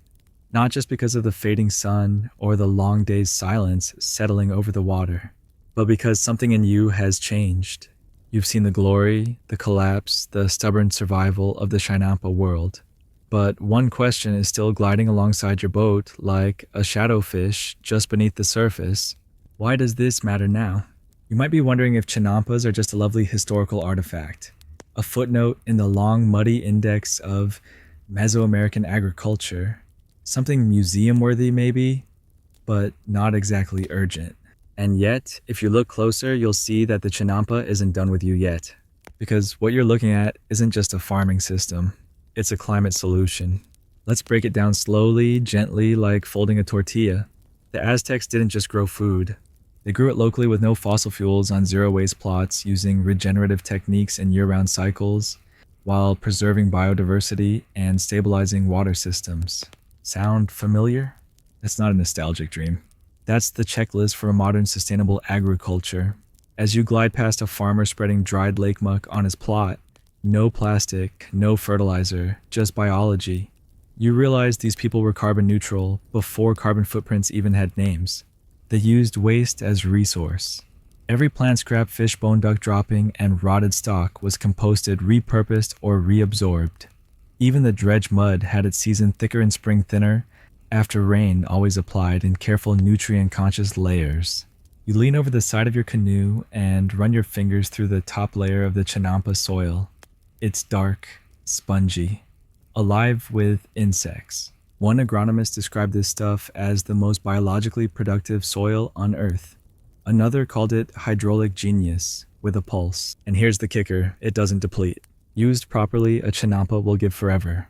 Compare that to modern industrial agriculture, where chemical-heavy monocultures burn through topsoil, dry up aquifers, and ship tomatoes halfway across the globe wrapped in foam. Here, the tomatoes never leave the neighborhood. You float past a new patch being planted by a cooperative of young farmers. They're part of a movement called agroecologia, a return to ecological principles of farming rooted in indigenous systems. They're reviving ancient crop rotations, companion planting, and seed exchanges. One woman tells you, "We stopped waiting for climate policy. We started planting instead." And it's not just farmers. Chefs, teachers, environmentalists, architects, even urban developers are paying attention. Because Chinampas do something rare, they heal more than one thing at a time. They restore food chains, they clean water, they cool cities, they protect species, they employ people, they preserve culture, and they do all this quietly beneath the radar with no tech startup needed. You reach a Chinampa that's part of a school garden program. A group of kids are planting tiny chili seedlings. While a teacher explains that growing food means growing hope, she shows them how to press the seeds into the muck gently, like tucking in a baby, she says. You wonder how many generations were trained exactly like that, and how many more could be. Historians still debate how many Chinampas could realistically be restored. Some say only a few hundred are viable. Others believe we could scale up and feed entire boroughs of Mexico City. But everyone agrees on this. They're worth saving. Because the world we live in now, it's fragile. Climate chaos, supply chain disruptions, soil loss, pesticide resistance, food insecurity. It's a list that gets longer every time the headlines refresh. But in a quiet canal just south of the biggest city in the Americas, there's a system that's already survived empire invasion, neglect, and modernization. It floats, it breathes, it feeds. You pass under a narrow wooden bridge where two teens are stringing lights for a local night market. The air smells like roasted squash and cinnamon. Somewhere nearby, someone is frying amaranth cakes. A boat glides by loaded with flowers. The past and present share a lane here, and maybe the future too. One of the teens calls out, "Quieres probar? Want to taste?" You do. She hands you a tortilla filled with beans, herbs, and squash blossoms. Everything in it grew within paddling distance. It tastes like sun, like ash, like stories, like home. And here's the quiet truth you feel as you finish eating, as you drift back toward the shallows, as dragonflies skim the dust-drenched water. Chinampas aren't just about the past. They're an invitation, a gentle dare to remember differently, to grow differently, to survive with grace instead of conquest, to float forward. You drift now through a dream. The canals are silver. The water's so still it reflects the stars first, as shimmer, then as certainty. You're paddling more slowly, but not out of weariness. It's reverence, the hush of a final chapter, the way one walks through a place that's about to become memory. Your journey is nearly over, but there is one more story to tell, and it isn't about crops or storms or gods. It's about the Chinamperos, those who stayed, the ones who across centuries of upheaval kept these floating gardens from disappearing altogether. You pass one now, a man with weathered hands and a back curved like a scythe. He's kneeling beside a row of maize, tying the stalks with braided fiber. His dog watches from the bank. His boots are soaked. His face is unreadable. But there's a rhythm in him, one that tells you this isn't just work. It's inheritance. He doesn't look up when you pass, just nods once, like you've seen something you were supposed to see. Further down, a woman in a wide straw hat is harvesting amaranth with a curved knife. Her daughter ties the stalks into bundles. They move in sync, no words, no instructions, just the silent tempo of tradition. You wonder how many generations taught hands to move that way. 5:15. In these last canals, you meet people who measure time not in hours or seasons, but in cycles. Plant, tend, harvest, feast, rest, pray, begin again. Always begin again. You visit a Chinampa being restored by a collective of women who call themselves Las Hijas del Lago, the daughters of the lake. They're rebuilding the walls with stones carried one canoe at a time. One says, "We lost the language, we lost the gods, but the maize still knows us." They grow herbs once thought extinct, rescue duckweed to filter canal water, offer tours to school children and diplomats and brides-to-be. One plot, they say, has been planted continuously since before Cortez was born. That's not nostalgia, that's resistance. You see a young man repainting glyphs onto the edge of his boat. His grandfather taught him the symbols water, maize, sun, ash. He says his neighbors mock him sometimes, call him superstitious. But he shrugs. I don't believe in magic, he says. I believe in reminders. And the Chinampa is full of reminders. Every mud clod, every floating root tangle, every willow branch bending low over the canal like it's listening. Reminders that a society once chose to grow its strength not from conquest, but from compost, from quiet repetition, from faith in the land. Historians still debate how many people still live off the Chinampa system. Some say only a handful. Others believe it could support thousands if revived fully. But the truth is, numbers miss the point. Because this system doesn't just feed bodies, it feeds identity. In a world that teaches us to scale, to extract, to conquer, Chinampas whisper something different. Be small, be steady, be rooted. You pass a group of elders in a canoe. They're sharing tamales and laughing. One throws crumbs into the water for the fish. One holds a flower behind his ear. They wave, and it doesn't feel like a farewell. It feels like an invitation, because the system isn't gone. It's waiting. Waiting for water, for memory, for you. You dock your canoe one last time. Step onto the bank. The earth is soft beneath your feet, springy with life. The stars are out now, bright and familiar. The kind of sky that makes you think in older languages. You look back once at the maze of canals and maze and silence, and you understand something deep in your bones. This was never just about floating farms. It was about how a people grew without forgetting, and how if we're careful, if we listen, we can remember our way forward. Now it's time to rest. You've paddled far, watched patiently, felt deeply. The story ends not with a flourish, but with a hush, like dust settling on water, like a seed sleeping in mud, like a promise that knows it will bloom again. You sit by the edge of the Chinampa now, where the reeds sway gently in the breeze, and the night hums with soft echoes. The water laps against the earth with a slow, deliberate rhythm, like a lullaby older than words. Your eyes feel heavy, but not with exhaustion, with peace. Somewhere in the distance, a frog sings. Then another. Then silence. Even the insects seem to know it's time to sleep. You lie back on the damp grass, the scent of soil and maize warm beneath you. Above the stars blink lazily, unhurried by the passing of time. Your breath syncs with the land, with the air, with the rhythm of a place that doesn't chase progress, but waits for growth. In this world, nothing is wasted. Not effort, not prayer, not you. The Chinampa cradles you like it cradles crops with a kind of gentle reverence. A trust in cycles, in returning, in letting go. Whatever you carry from your own world, your worries, your haste, your need to solve and strive, leave them here. Let the lake hold them. Let the soil transform them. Because tomorrow, like every tomorrow before it, something will rise from the water again. But for now, you are safe. You are still. You are floating. And sleep soft as willow leaves begins to unfurl across your body. Good night, traveler. Sweet dreams.